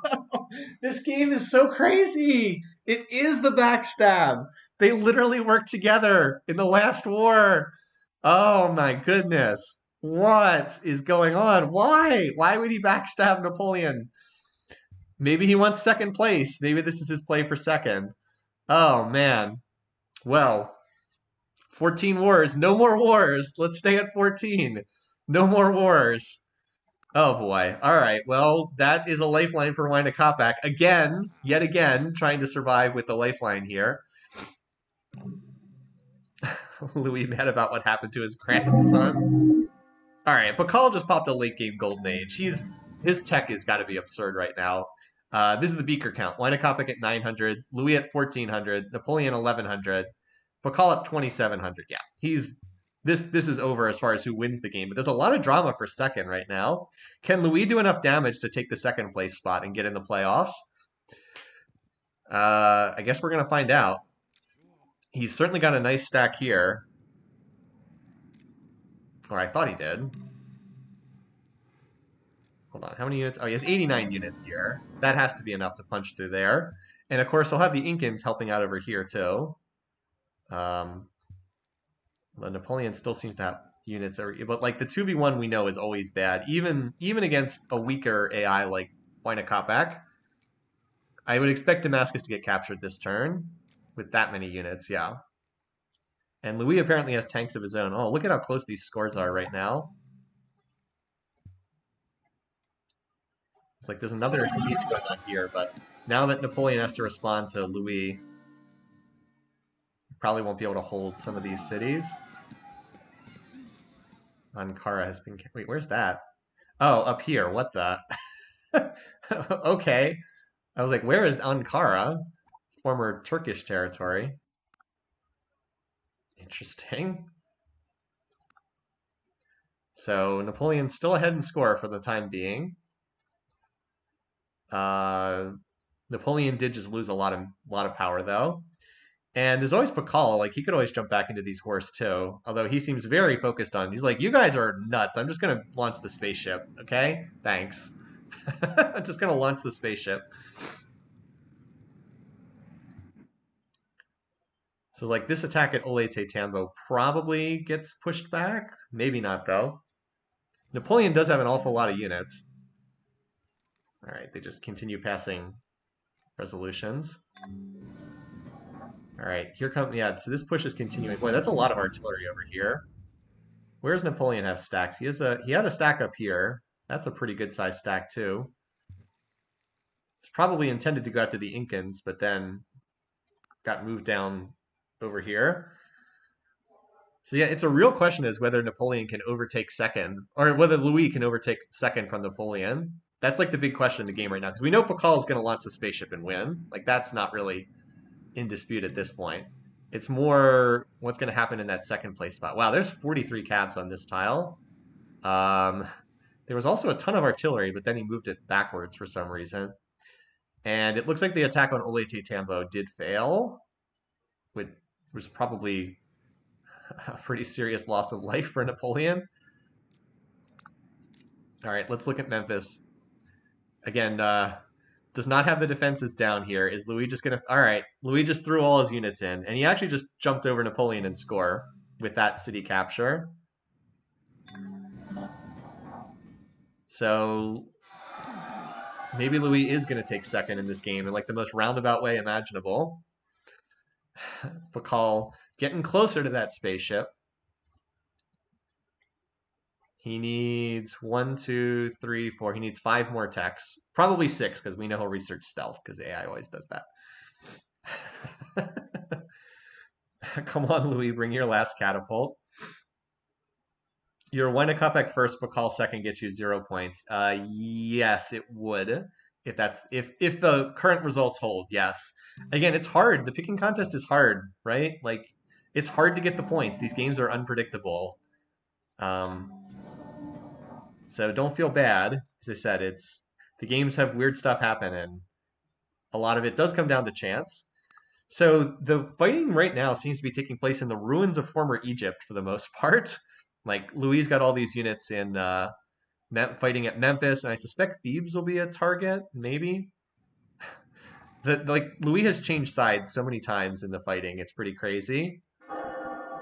Now Napoleon has gone back and scored because he took this city back, I believe. I think he recaptured Damascus. Yep. So now Napoleon goes back ahead and score too. Wacky, wild stuff here. Um, I keep expecting Winnacopek to take back one of his cities, but he seems to be struggling to do that. These cities in Incan territory are very poorly defended. Guess he needs more time for that. All right. Meanwhile, on the fighting goes. Where's Louis going to prioritize? I guess there's these southern cities down here, but they're not really worth much in terms of score. That Damascus was worth a lot more in terms of score points because it was size 15. And it actually will not be starving at a relentless pace as some of these cities are.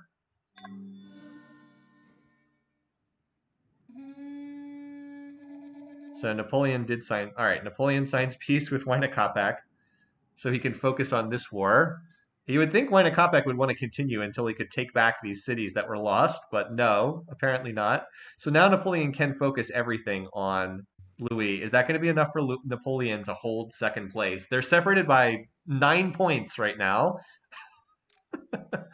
It could be a nail biter as far as who gets this second place spot. Extremely close. Napoleon is ahead. They are tied in score on this turn. Okay. As usual, no one. Pakal. So Pakal takes over the UN Secretary General position, but no one has. There's too much hatred in this world. No one can get the Diplo victory at this point. Pakal is in the process of finishing up the last few spaceship techs. He just needs composite. He needs after ecology finishes. He needs 3 more. Or after composites, fusion, genetics. We'll see if he wastes time on stealth. Then he needs the 10 turns for the spaceship to arrive. So probably around turn 320-ish is probably when he finishes, roughly. And these two are literally tied in score. Did Napoleon Stack get trapped in Winnacopek territory? No, he doesn't seem to have particularly large military forces in any of those cities. So no, it doesn't look like it. The key fighting seems to be going on down here right now. Louis seems to be focusing on Thebes. peace, I think. Oh no, they just signed peace as well. Because all the units got teleported out.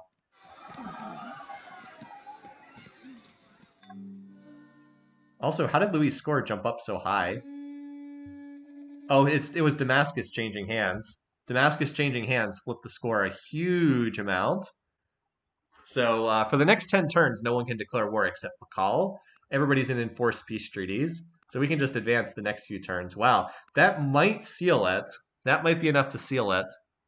Because that size 15 city was worth an awful lot of points. You know, like minus, it's the territory. I guess the land points don't get counted because you have to hold a city for 10 turns before you get land points. But a size 15 city changing is worth an awful lot of score points between the two sides. So, I mean, we can just next turn these until the auto piece, the enforced piece is gone. Louis in anarchy right now. Napoleon, I don't think, can pass Louis unless he goes back to war and takes a city off him. So Pakal is just researching the last few techs. Then he has to build the parts. Fortunately for him, he's researched fusion not as the last tech because the engines are the most expensive parts in terms of production cost. Some cities will starve down. That's true. Captured cities do often starve. Like this city is starving. So Louis will lose some points there. But like Napoleon's slowly losing points here as well because Machu Picchu's been starving one pop a turn every turn. So I think that cancels out. I checked to see if Pakal was plotting a little while ago, and he's definitely not plotting right now. Napoleon just hates everyone. Now his friend is Pakal. This game makes no sense. Now Pakal is his friend. Okay, buddy. Louis going into a golden age. Remember, you do get points for techs too, so not a lot. The late game techs are like 30 to 40 points a piece, so it's not a lot, but it does add to score. Most of it comes from population and territory, though. Wonders are also worth score points as well.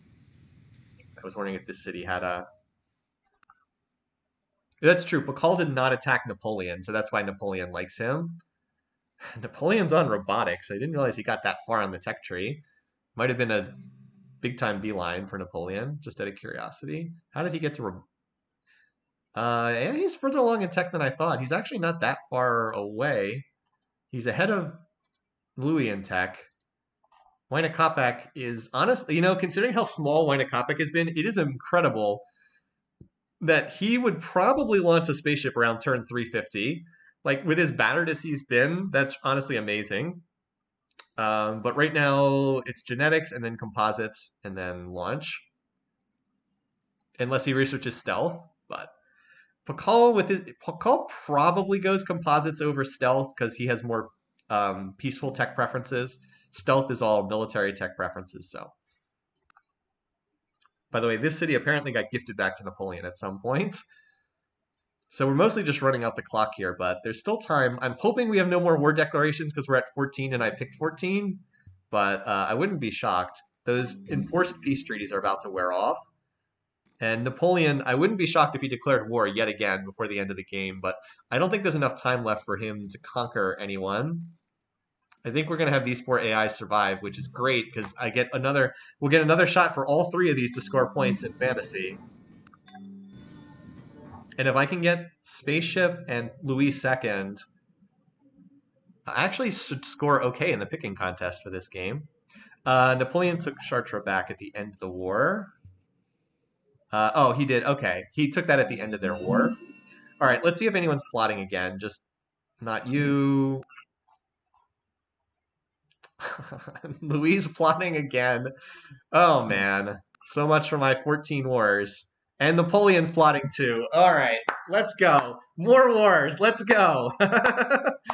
They're both plotting war again. These guys are nuts. Anyway, Huayna Capac's like, can I please just make it out of this game, please? Pakal's on composites. Then he just has to build the 5 parts. And then hit launch and then wait the 10 turns. Louis is going to backstab himself to end the game. Oh, boy.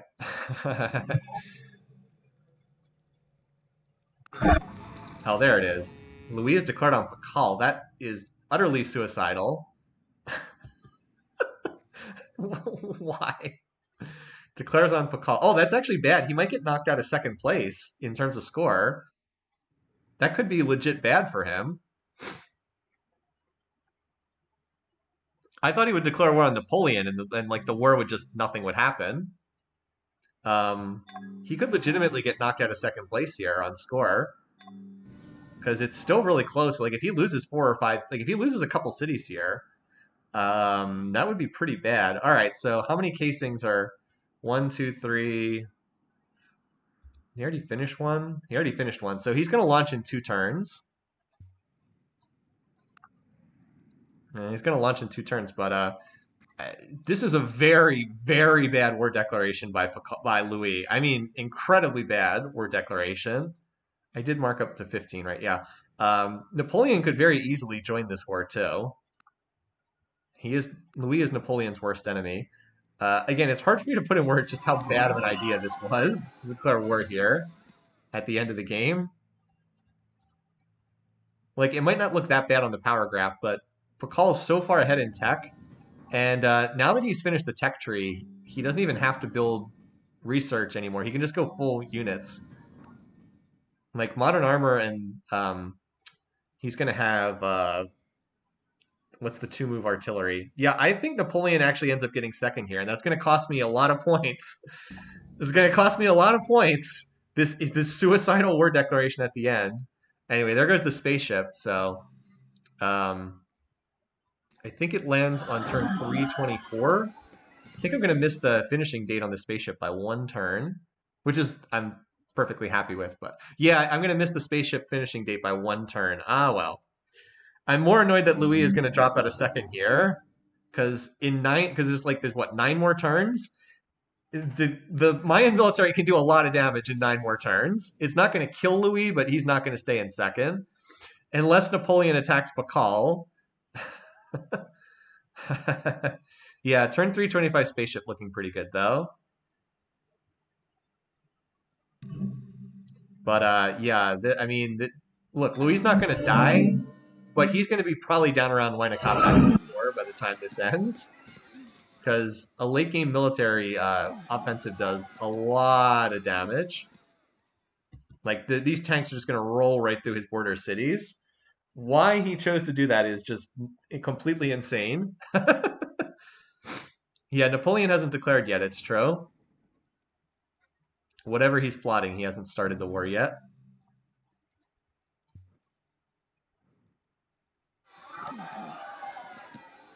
Ah, Louis, you had a playoff berth in hand.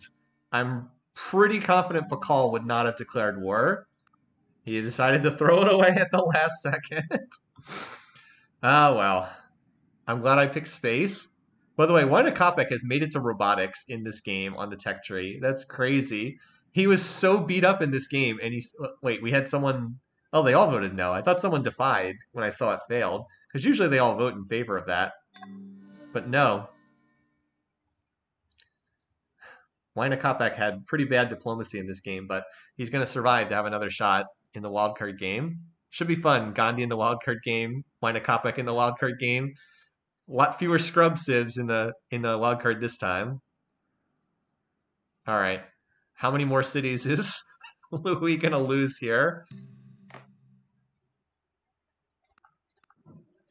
And is Napoleon gonna get his war declaration off? Because the game's gonna end in 5 turns. He's still plotting. Again, I would have liked to have stayed at 14 wars. I picked 14. We've gone to 15. Now we might be going to 16. I would have liked to have stayed at 14.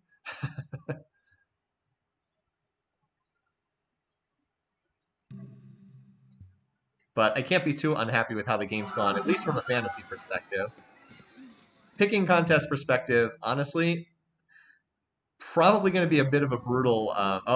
Manhattan Project completed. Don't be surprised if the nukes start raining down now. Well, we might be glad he got some cities over here just so that he doesn't get completely eliminated. I said he'd be down by Wayne Kopek in score by the time that the spaceship arrived. And it's good for him that he didn't start this war 15 turns sooner, or he might not have even made it to the wild card game. Because he's losing cities at a pretty rapid pace. Looks like he's about to lose his capital here. And there's Napoleon coming back for one more war. I don't think he can conquer all of Inca in 3 turns, but this does take us up to 16 wars, excuse me, on the game, which is a lot of wars. At least there can't be any more because um, everyone's in a war right now, and the game ends in 3 turns. Huayna Capac is going to make it to the wildcard game by the skin of his teeth here, because he would also be dead in probably about 12 turns.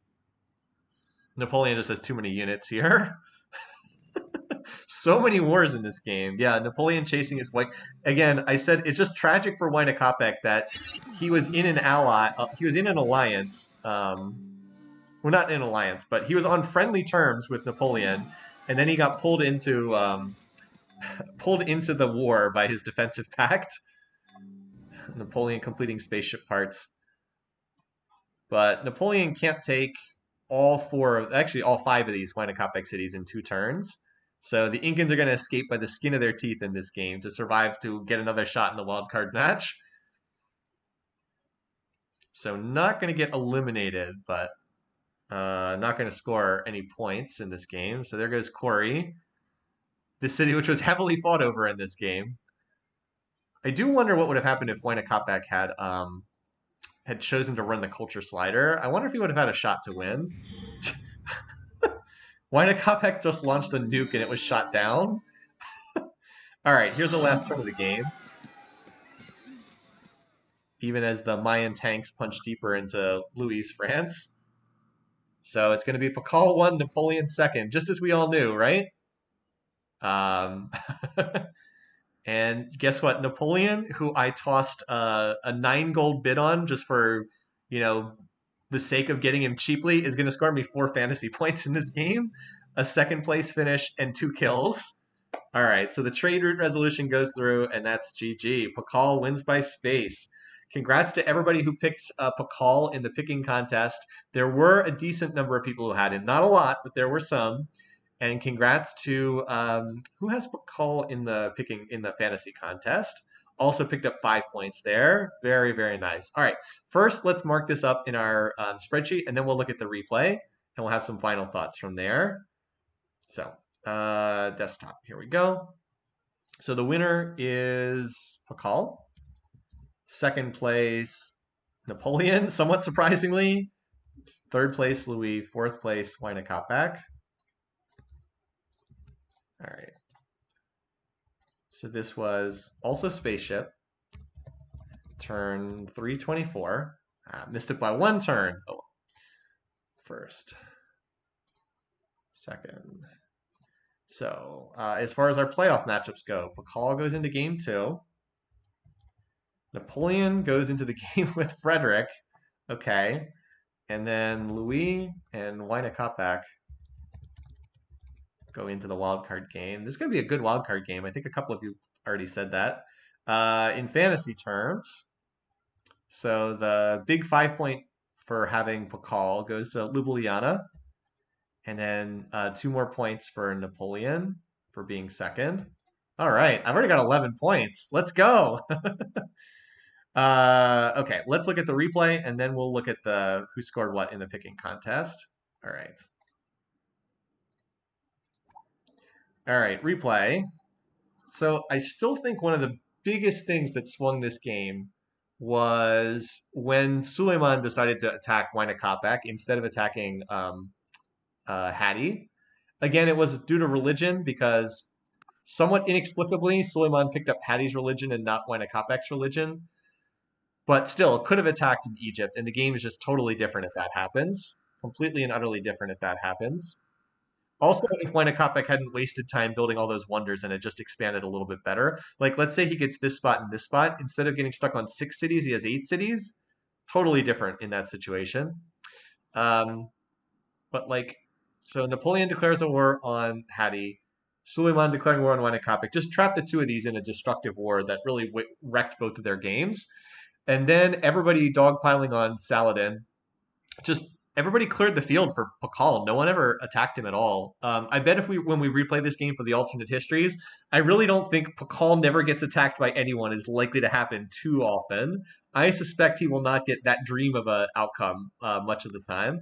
So like Saladin declares war on Hattie, and then immediately thereafter Napoleon declares war on Saladin.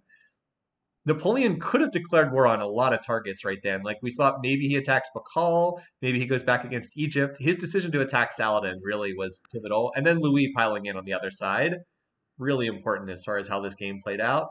So poor Saladin just gets sandwiched on three sides. There he goes, and is out of the game. Napoleon gets a lot of territory, Louis gets a lot of territory, and this really set up the dynamic for the rest of the game where we had like three strong leaders, with Pakal clearly the strongest, but Louis and Napoleon also being strong, followed by Wynakopek desperately holding on for the whole game. Kind of the way that that played out. And then, what was it? Hattie declared war on Wynakopek, followed literally on the same turn by Napoleon declaring war. Also a little bit unlucky for Hattie because if she waits like one more turn, she doesn't start that war and she doesn't get trapped with her whole army over here. She probably still dies, but it's less of a massacre than it was. So Wynakopek actually gets up to 8 cities as he manages to take over some of the captured ones. And Louis comes in, saves the day up there. As bad as things went diplomatically for Wynakopek, I think he was unlucky in terms of how the diplomacy played out. He was also very lucky in terms of getting saved. He was also repeatedly saved in this game, too. So I don't know if it was a good luck or bad luck situation. So Louis declares on Suleiman, finishes him off. The other big thing that really flipped the game, Napoleon declares war on Pakal, and then the defensive pact triggers. Wynakopek declares war on Napoleon. If these two just fight, and Wynakopek is not forced into the war, I think he's got a legit shot to maybe do something in this game. But instead, he spends the entire rest of the game getting attacked by Napoleon. He's like, finally, Suleiman's out of the game. I get a chance to recover. And it's like, no, now Napoleon's going to take over and attack you relentlessly for the rest of the game. Yeah, so 5 points for Pakal, 4 for Napoleon, because Napoleon got 2 kills. And the other one was picked up by Louis. All right, so at this point, the game mostly stays in this state for the rest of the game because we just had all those back and forth wars. Like every time someone was going to get conquered, someone else came in backstabbing off the top rope, and like that just happened again and again down the stretch. Such a weird sequence to see that keep happening. Like I couldn't believe that Louis decided to backstab Napoleon at the end of the game. So weird. Anyway, so it ends with Pakal ultimately never really getting challenged, aside from that one time where the two French leaders tried to tag team him. Other than that, he mostly was left unchallenged for most of the game. And of course, Louis just suiciding at the end of the game, throwing away a second place finish just because, I don't know. He's an AI and they do AI things. All right, so that's that for the game.